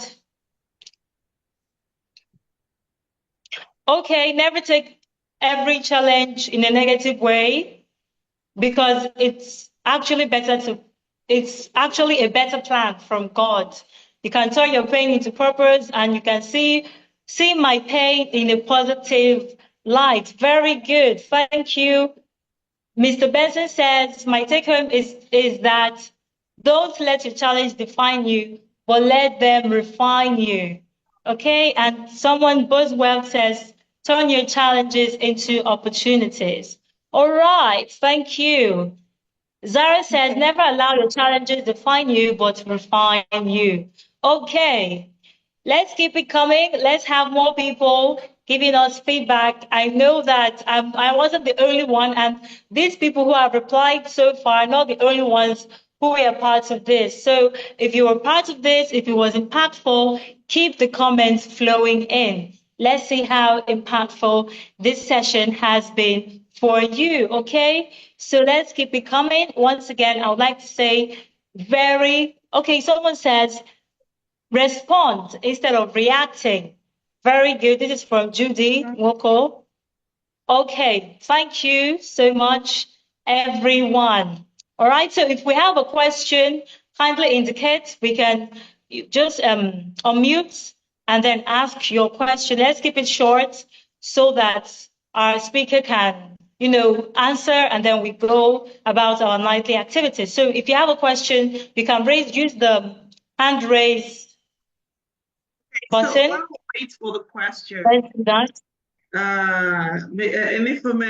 you can tell I was speechless. I didn't even know what to say. It's almost like I've never listened to you speak before. It's always something new, something new, something new. And that is how you know a great speaker. That's how you know a great speaker. When you're expecting this one, she turns around and gives you, wow, wow, let's go. See the notes now. Check my notes out. Check out my notes. Did you see what I wrote? This one, I made it very thick. Three. Wow. Three potential opportunities within my challenge. I put them down already. Yesterday, I was demoralized. Something happened. Like, when you have this authority over something, and then you feel like, oh, this is a piece of cake. And then that same thing comes to challenge you. Say, no, you've not even started with me. You be like, isn't it what I was down. That's why I didn't have the time. That's willingness to do my makeup yesterday. But today I said, any format, you leave again, coach. You see, I even did my brows. You hardly see me do brows. You are I said yesterday is gone. Today we are here. I really want to thank you so much. So many things stood out for me. So many things. The more you affirm, the more you become. The more this is like a personal encounter for me. I use this a lot. The other time I was just with my children. I don't really always have time with them, but whenever I have the time with them, I maximize it. So one Saturday night, all odds were against me. All odds were against me that particular Saturday night. But I looked at those children, they were so cheerful, innocent minded children. And then we started dancing, right? We started dancing to a particular song the night before. We're using the mirror. Amanda would dance, I would dance, Kaima would dance. And we're just positive. And guess what? The Sunday after, I was like, God, turn this happiness to real happiness. That week was exceptional. That week was exceptional. The same thing happened just last weekend. On the Monday of last week, right? I went to the gym. I realized that my inner I wore it upside down, right? The back of it. And you know that thing we say when you wear your clothes upside the back of it, it means Inside out. right? It means money is coming. So I told myself, today's going to be a money day. today is going to be a money day. Guess what? That evening, I had an executive meeting with the governor of a particular state. Oh, Father Lord, that night, that day I came back, I called my husband, I said, honey, we have gotten the contract. Even the thanks for coming, only the thanks for coming alone, I was like, Father, in my life, I've never seen this amount of cash in my life. What am I saying? The power of words. I can resonate with what you said. The more you affirm, the more you become. What you say with your mouth matters. That is why sometimes when I say, Nigeria don't cast, Nigeria, I will just, please take it back. There is power in the tongue. There is power in the tongue. Even though it is obvious, people say, please don't be sentimental about it. I know the power in my tongue. You see this thing I have here? It's not just a tongue, it's a weapon. It is what God has put inside of me that can speak life to anything. So I don't use it loosely. You want so many things, so many things. The power of perspective, it is not what you think of it's not just how you see it is what you think of yourself. See the lion, the cat calling itself a tiger. Did you hear Katy Perry's song, the Roar? Have we taken our time to listen to the Roar? It is a motivational song. Who are you? Who are you? Who do you want to be? Thank God you reminded me of gratitude list. I did it last year. I've forgotten this year. I've forgotten. My gratitude list, I start from January. Like you said, we should take note of our tiniest, what's it called again? Wins, our little wins. I was like, Father Lord, how could I have forgotten? Every little thing, every little win, I will put it on my notepad. The one for last year is still here. December 31st last year, I put everything down on my page. That's the ones I could share out. So thank you so much. Thank you so much for this. I would not advise anybody, even if you have listened to this, right, you're here live, please watch it again. I know why I'm saying this. This replay will be posted. Watch the replay again and again. And I promise you, don't take my word for it. It is a promise. For every time you watch it, there is something new you will learn. I am telling you the truth. It is not just for me to speak like a motivational speaker. For every time you watch it, there is something new you will learn. So please, Father Lord, thank you. God bless you. Collaborate with innovative solutions, leverage your strength, identify hidden opportunities, magnify the promises of God so that the challenges will become small. I've not heard that one before. That one entered. Magnify the promises of God so that the challenges will become a piece of cake. Maintain a positive network. Your perception becomes your reality. Event plus response equals outcome.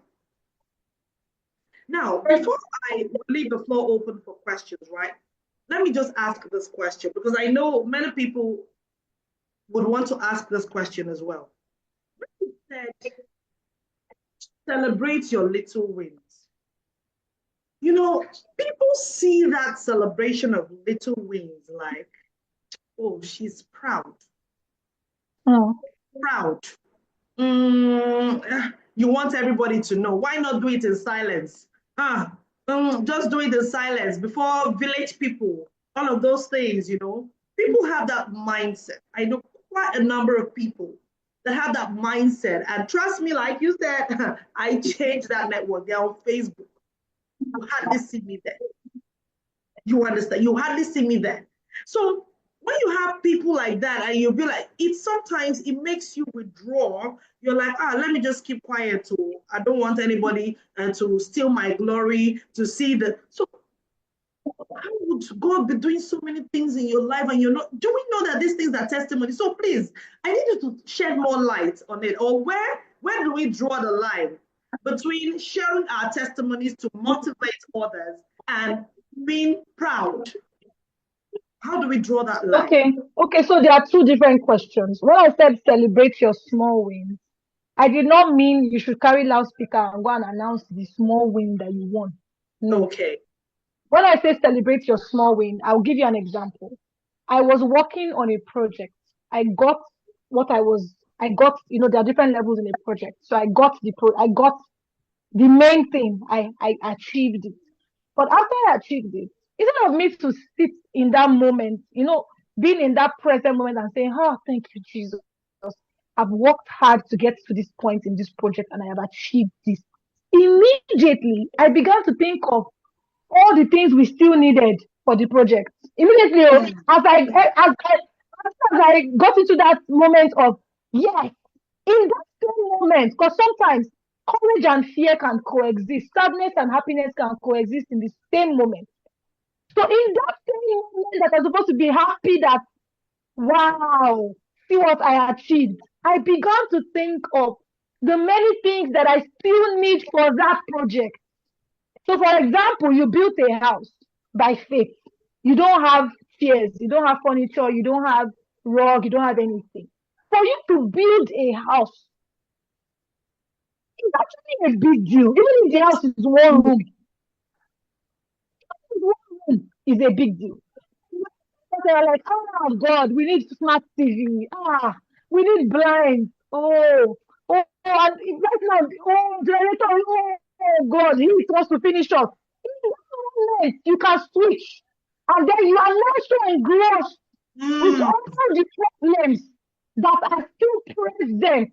Meanwhile, you should be focused on relishing that moment of victory, because it's still in a state where you can attract the other things that you need to cut for that same thing.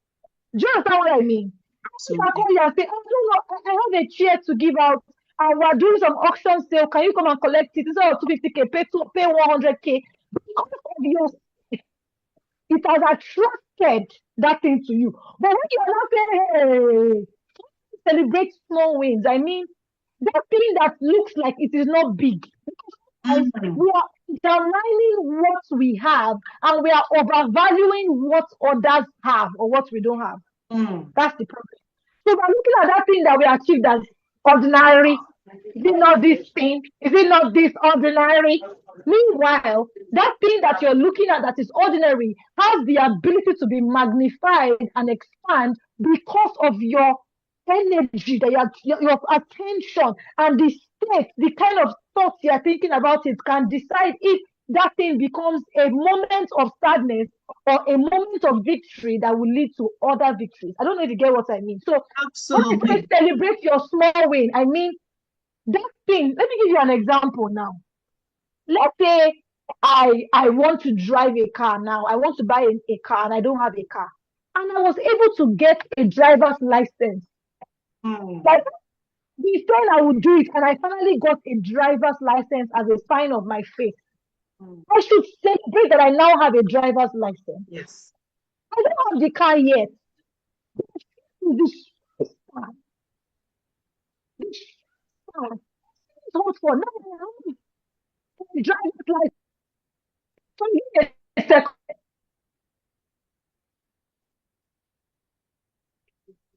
Your microphone is muted. It's happening. Ms. Anifome, your microphone is muted. Yes, I know. I asked for a second. My kids. Okay. Yes. Oh, So okay. as I was saying, the driver's license is the substance of things hoped for. The car that is coming. I have gotten the license. I should celebrate my small win and say, thank you, Lord. Thank God that I was able to get a driver's license. I have a driver's license. I'm making progress because at least now I've taken a step in the direction of my car. So a baby step is still a step. Celebrate it. Don't undermine it. Don't because sometimes even with our talents and our gifts, we undermine and commonize it. I have the gift of encouragement. I can encourage somebody that the person will feel like, like even if the depression hits you, if I spend time with you will feel as if you can climb a mountain. I have that gift. But I undermine that said it's encouraging me. It's not to encourage. I now realize that that gift, I use it in sales, I use it in everything. But I was undermining it and saying it's encouragement. Sometimes it's that thing that you're saying, is it not? I don't know. I don't do it. Okay, let me give an example. Somebody brought sandwiches to a meeting we're having. We did not ask her to bring it. It was a meeting that there was food, but she's the kind of person that she just likes to bring things wherever she's going. And we were praising her and saying that, wow, this thing is nice. Is it your business that you do? She said, no, please, oh, no, I just do it, oh, I just do it, oh, it's not like it's just, no. That could have been a moment of an epiphany where she's like, wait, oh, these positive reviews, everybody here is saying this thing is nice. Are you sure I shouldn't turn this into a business? Because somebody asked you, is this your business? Sometimes your breakthrough is in what somebody said, even as a joke. You know, like,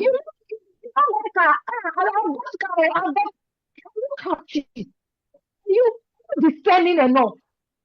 Even if someone is saying something, even a picture on the wall can have your answer to your next level. So what I'm saying is, celebrate that thing, that small win that is small in quotes, because your small win is somebody else's big win. Yes. So celebrate your small win. It puts you in the right state to attract more opportunities. You don't need to go to it. For example, now, it's not everything I post on Facebook. Absolutely. I'm not an Instagram person because I feel like Instagram is, I love Instagram. Instagram is my play. I love Instagram. To Facebook once in a while. And I feel like on Facebook, there are so many people that are not be able to filter. They're just there. So I'm like, it's not everything I should post there. You should not go and carry all your everything and be posting there. There's wisdom in preparation and waiting for something to actualize to, and learning and developing the kind of mindset that can handle success, because it's not every mindset that can handle success. So there is a mindset for success, which is the one where like me now, you cannot bring me down. And I'll tell you why I know this. The Bible says when your obedience is complete, let me tell you something. The power that village people have over you is the power that you gave to them. Yes. Is the power that you gave to them. So you are the one that has the power. They don't cooperate with you to do you. For example, God is saying, reaching out to a widow on your street. You are waiting for when you will have CAC. Register your foundation before you start it. And God is saying, it is well with you. It is well with you. You say, no, I want to look like I have gotten it first before I like someone that's doing myself. I'm looking at, you are overthinking it. Then you will not realize that at the end of the day, you are the one doing yourself. So if people want to keep you stagnant, they have realized that you are disobedient. You are overthinking. You have self-doubt. So they come and leverage what you have already given them as a seed. So the power we give to village people is actually our power that we give to them, because we ourselves have created a hole or a gap or something that they can use to leverage on. I don't know if you get what I mean. So for me, when I was traveling to Doha, when I heard classic example, wow. So I missed my flight, right? I missed my flight. So that's the mindset. Now listen to this. The old will always battle the new. The familiar will always battle whatever you're trying to build now that is not familiar. Williams will always say something that some people prefer familiar misery to foreign happiness. That's because the body likes the familiar. The body is used to the familiar. So the body will revolt. Why do you want to do this? Why do you want to see your type and your mate? It will always fight the new. The spirit will always fight the flesh. It's a constant war. So it's not going to end. The only thing they're going to develop the mindset to be able to know, the awareness to be able to battle it and gain victory. So for me, when I wanted to travel and I missed my flight, they don't want me to travel. Why did I post it on Instagram? I'm being very open with you so that you can know that these things are real challenges, and challenges will never stop. Life will knock you down more than once. You need the tools to be able to win every time it happens. But it's to continue knocking you down. Saying so well. Do you understand? So I said, I posted it on Instagram. Maybe I should have waited till I arrived Doha first. Rest to your decisions. To me. I was about it. I heard a voice tell me, you will not travel. You will not travel. You will not travel. Where are you going to? You will not travel. And I don't want to say much about this, but the voice went ahead to tell me what it did to my parents and how my parents had the plan to travel, but it frustrated them, and so I will not be different. Guess what? I responded. See, you need to learn to talk back at that voice. I call it off the devil's mic, off him. You are allowing the devil to be dancing around, azonto. You are the one that has made your mind a playground for the devil. See, Mike, I said to the devil that said that thing, because God can never tell me that kind of thing. I said to the devil, I said, didn't they tell you about me? And if that I'm the one that will press your neck. That I'm the one to turn back. Let me tell you, you have to open your mouth. Your environment. You won't have ears. Just go to the front door. You have to your challenges back. Yes. You that it is me, an informant, that will press your neck. Because I got to that stage where I could challenge that voice. I can tell you, if I don't have time to take you through the journey of me finally traveling, I tried to renew my passport for 2 years. It did not come out. 2 years. They say it's NIN issue. Is that issue? Is that issue? But because I have trained my mind, I asked God, I said, God, it cannot be village people stopping me because they don't have the power to stop me. Because I'm unstoppable. So is there anything that I'm not doing? Exactly. That I should be doing? One of your points here. Or is there something you told me to that I have not done? My inner eyes, let me see what is really wrong. See, I'm not telling you what I don't do. I'm telling you that every time I face challenges, because things are not always what they seem. There's always something that sponsors something. Many times the problems we call problems are not the problems, they are the perceived problems. There is a problem sponsoring the problem, and you must see the problem to be able to create a solution. Long story short, I saw the problem and I tackled it spiritually, physically, emotionally, for every lead. And so when it was time for me to travel, I knew that nothing could stop me. And so I have the mouth to tell that voice, who you be. If God be for me, who you be. Pidgin English version, who you be. And I was able to travel. And I dare say that I broke a pattern that was already forming. And now I paved the way to the next for those that are coming after. When you get to the Red Sea, the only thing to do is to move forward. I faced the Red Sea when I was traveling. For every time you have to do something that you have never done before, there will be fear. Sometimes that fear is just because you haven't done something like that before. Not like, hey, it's a sign. It's a sign that I should go back to Egypt. Don't you dare go back to Egypt. Never. The promised land is waiting for you. Thank you so much. For every time you try to do something you've not done before, there is a challenge. Please open your mind towards that and get ready. It's only when you get that you can tackle it. I'm telling you, based on experience, this is very true. Very true. Thank you very much for clarifying that. Thank you so much. Yeah. So there's I think someone asked a question here, but you can ask yours and then I'll take the one in the There's a particular part you did not touch. What is how do you make that line balance when it is you overshowing and when it is you trying to attract more opportunities? Your motive. Ask yourself, why am I doing what I'm doing? When I went through abuse, I was so eager to share my story, like share your story. But I noticed that I will be having a restraint. So check your spirit. Sometimes your spirit is trying to make you do something that you don't want to do. Sometimes your spirit is getting you not to do something that you want to do. So the goal is to align with your spirit, because your spirit is more intelligent. It knows beyond. Sometimes you want to be somebody's friend by force, and your spirit is just, follow your spirit. The person, you register for a course and you don't have the money, or you are thinking, how will I cope? And your spirit is pulling you to pay for that course. That is where your turnaround is. Follow your spirit. Your flesh will align. Always choose your spirit. Follow your spirit. Follow your spirit. But it also takes you training your spirit. If you are, I'm a man of faith, and I will always advise you, follow God, know God personally for yourself. It helps you to discern fake from real, counterfeit from real. It has helped. It has been a game changer for me. So you understand me? So for me, follow your spirit, because your spirit knows beyond what you don't know. I have to ask myself, why do you want to share your story? What's your motive? Because sometimes your motive is wrong. You want to blow, you want attention, you also want to see that you're making progress. Emotions.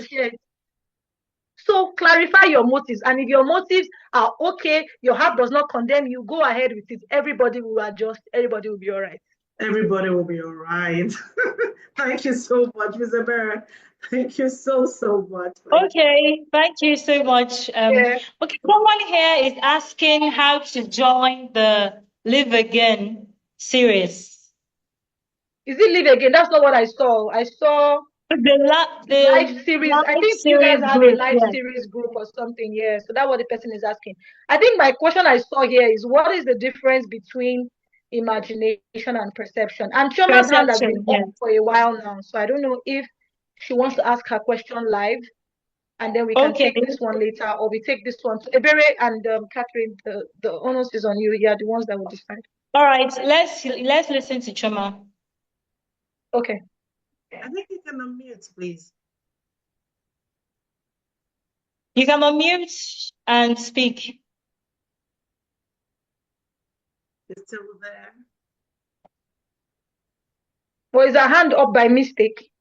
No, I don't think it was a mistake. Okay, let's just take the perception one, then when she comes back. Okay.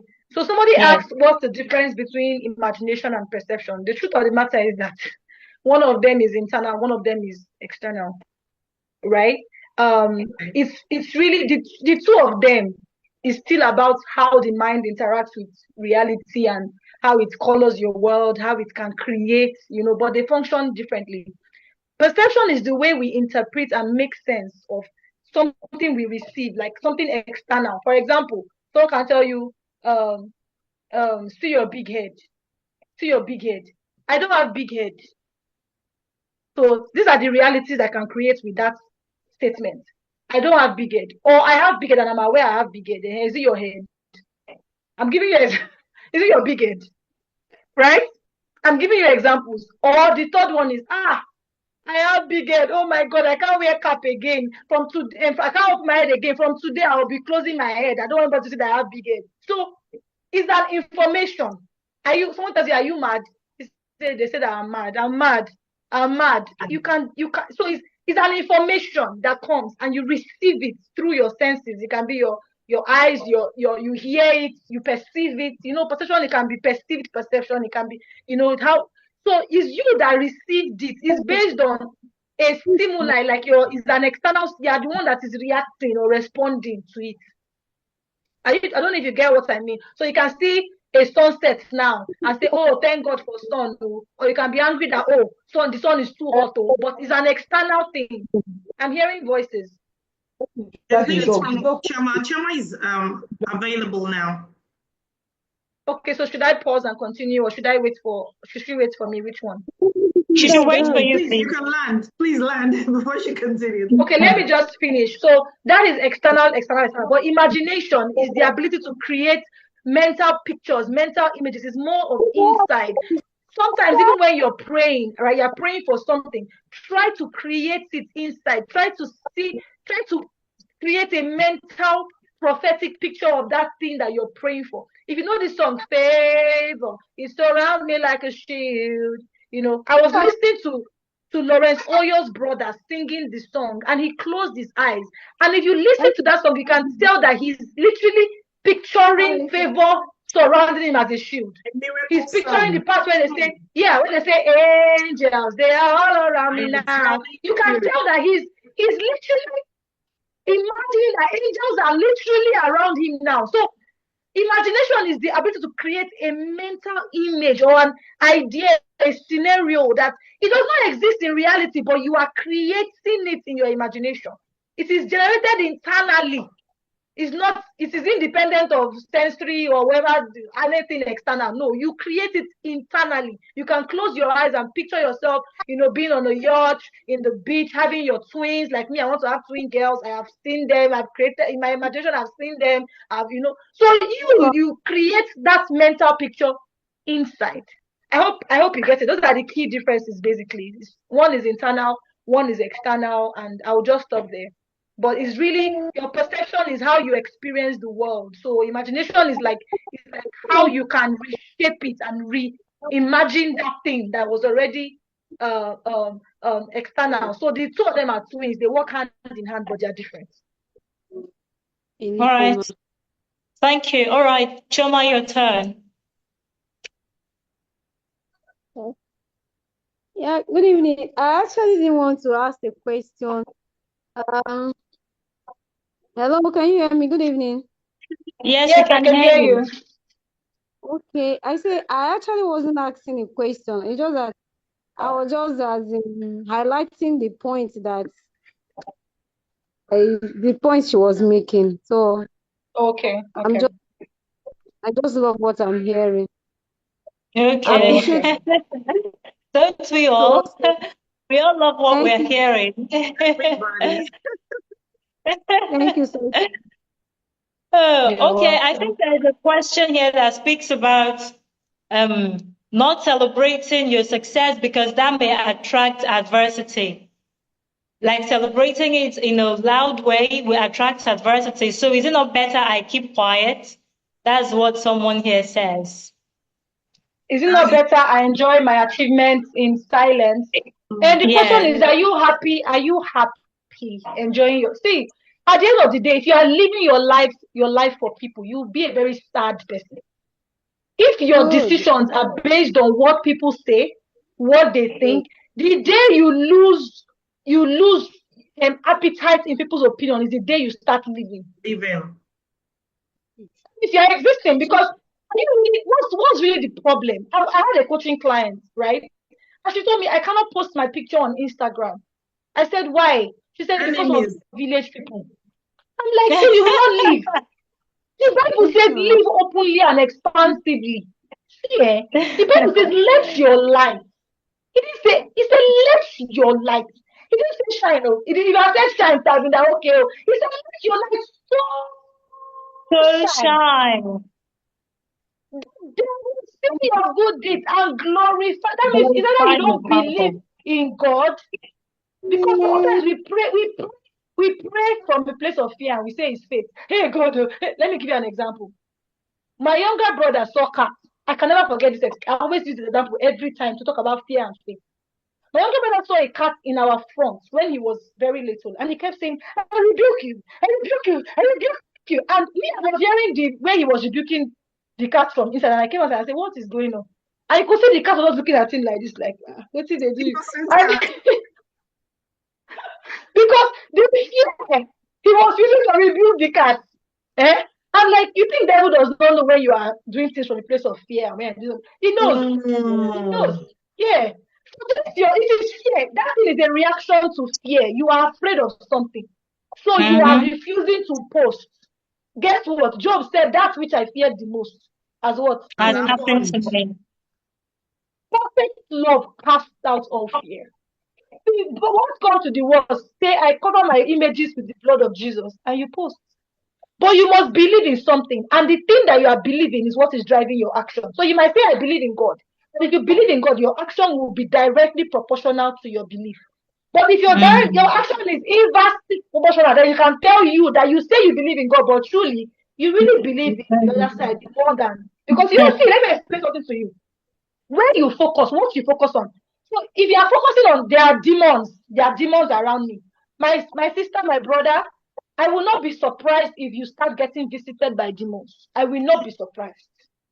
But Elisha also, but he sent his servant to go and check. Initially, he went and said, those people there, man, man, there are a lot of them, they want to kill us.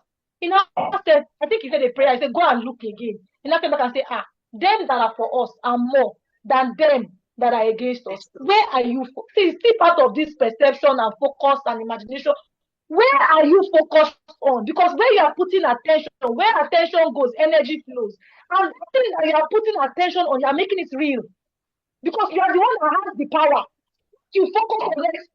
It now becomes your reality. And so that's why they'll see village people will be there. He prepares a table before any woman in the presence of our enemies. The one sending message, I'm proud of you. I saw you on Facebook. I saw you there, and I'm not even posting anything on Facebook. One saw me and said, I messaged you and you did not respond. I'm angry with you. And the way you say, you one said I was rude. And I said I was rude. Me, I can never, it cannot be me. I now went to check the message and realized that I did not even respond. Meanwhile, that person is telling everybody that I was rude. I don't respond to you is rude. So is this that was rude to you? You can tell by the answer, this one, na them, village people. What I'm trying to say is this: they are there, they are seeing it. Come and touch me. I am a flame of fire. You go burn. God, that's you. Oh God, when I said there, I'm unstoppable, I'm unkillable, I'm untouchable. The only person that can kill me is God, and He did not come to kill, He came to give me life. I'm a life giver. Now me, they revive dead people. And they revive dead people and dead places. You won't continue. How now? Where will God be? Where will my angels be when you are doing that? I used to be afraid. My children, one day I was like, wait, are the angels sleeping? The angels are there now. Yes. Is everything, if you are not posting because of the adversary, is fine. But if you want to post and you are there doing like this because of so when will you live? When will you truly live? Is it maybe you post it in heaven or somewhere else? I don't know. So there's no Instagram in heaven. You have a right to do whatever you want, but the question is, will you get to the end of your life and be truly glad of about your decision, or will you regret? Regret is worse. Somebody said that regret stings.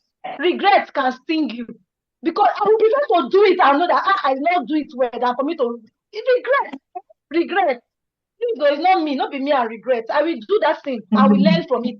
Than for me to sit down one day waiting for the day that will be there. See, the Bible says as soon as you are tired and restless, you, not me, not Dr. Catherine, not Ebere, you will lift the yoke off your neck. There's a way you will get a point. You'll be like, nothing can face me. I am tired, I'm restless, I'm tired. I must become. Think about what somebody thinks about me. With all the things I have to do in my life, I will think about what someone thinks about me. From the days of John the Baptist, people have been thinking, they will continue thinking, and it is not dependent on your action, it is who they are. It's that they are. If you like, change into lion, they will say the lion is not fine. The lion, no, you change to cat again. When I was a mother there, when I used to model very well, people went to go and bleach because they wanted fair people then. So now the industry has stabilized. So you are going to bleach back to black. Go and turn back to black. Since you are responding to stimuli everywhere. Anytime they say this thing, you shake. If you continue looking at your rear mirror, will you move forward? So see, me, I practice what I preach. Somebody was saying something one day when I went to speak somewhere. She said, and if they not remain for house, as you see, now so you see, now me be this. Now me, this that I am when I'm gisting, I'm in my authentic, unique self. I've accepted my identity, and that is why I can attract people that are for my destiny. Not for everybody, and everybody is not for me. If you're not my friend and you don't like me, it's okay. You don't need to like me. Those that were destined to like me will like me. In fact, some like me, but they never like my post, but they still like me, but they don't like, so I will not say that they like my post. So it's not they don't like my post. You need to look on your mind. I have several YouTube videos on mindset. Just go to my YouTube page and feast. You go belleful. Mindset. I deal with mindset with hammer. Because your mindset is your life, literally. If you change your mindset, you change your life. Simple. Because who wants to help you might be beside you. Say, no, I don't relate to people when I go outside. I don't talk to people in public. Hey, continue.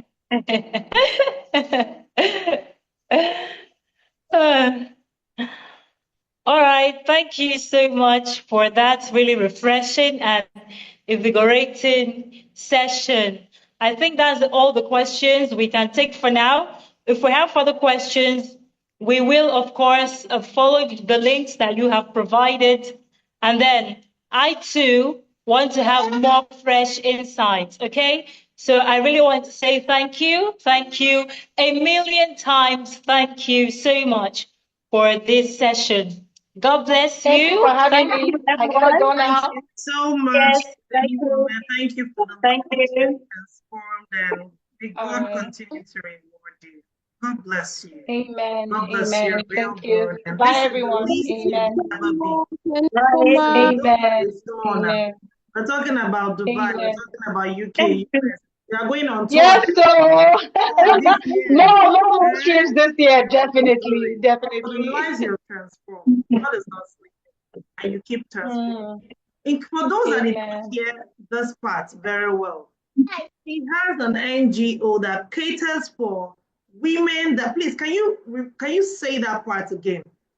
Because what she's doing Okay. is huge.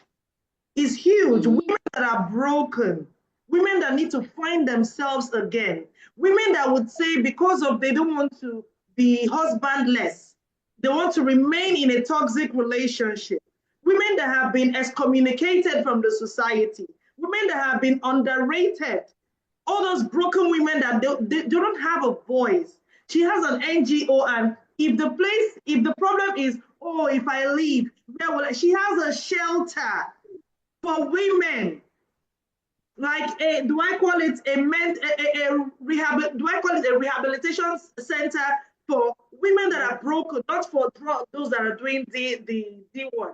But this is going on YouTube. I don't want to say that. You understand? So please don't just let it end here. Go to our YouTube page. You have a lot to learn. Her book, you want to buy it. That book, you don't want to miss it. You want to buy it, and I don't think it costs an arm and a leg. The link, we are going to share it on our page. Buy it and see how your life will be transformed before the end of it. We have a reason we do this every February. You understand? So that you still have 10 months to repackage everything you want to repackage about your life. Thank you so much, ma'am. God bless you, real. Thank you. Thank you. you're welcome. Thank you for having Thank me. you God so bless you, much. Thank everyone. you so much. Bye. Good Bye. night. Bye. That was very, very informative, and Thank thank you you. so much. More grace. All Amen. right.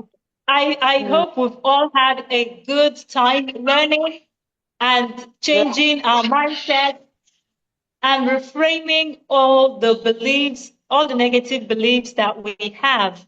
All right, I think we need to call it a night here. It's been quite a session, and we continue on the 2nd of March. We're looking at building confidence and positive self-image.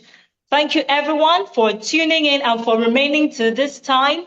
We'll see you all on Saturday, which is the grand finale. You don't want to miss that. That's going to wrap up Saturday. all these exclusive sessions that we've been having, right? It's going to be exceptional. So come prepared for that. Thank you, everyone. Sorry, is it Saturday? Let's get the date right. Is it Saturday? Yeah, I think it's Saturday. Yes. Second, I don't think so. Yes. Second Don't of worry. March is on a Sunday. Don't Yeah, just I know my dates. Sunday. Yeah, on Sunday. Sunday. Oh, Yeah, really? How did I miss that? Oh, okay. Sunday. 2nd of March. Pardon me, everyone. 2nd of March is on Sunday. So come prepared. That's going to wrap up every of this transformative journey that we've been having. All right. So thank you very much, everyone, for tuning in. And we'll see you all on Sunday. Bye for now. Bye, everyone. Please, everything you have learned, put them in the chat so we can let her know that, yes, this is the value Yes, as usual. from the session. Yes, thank you.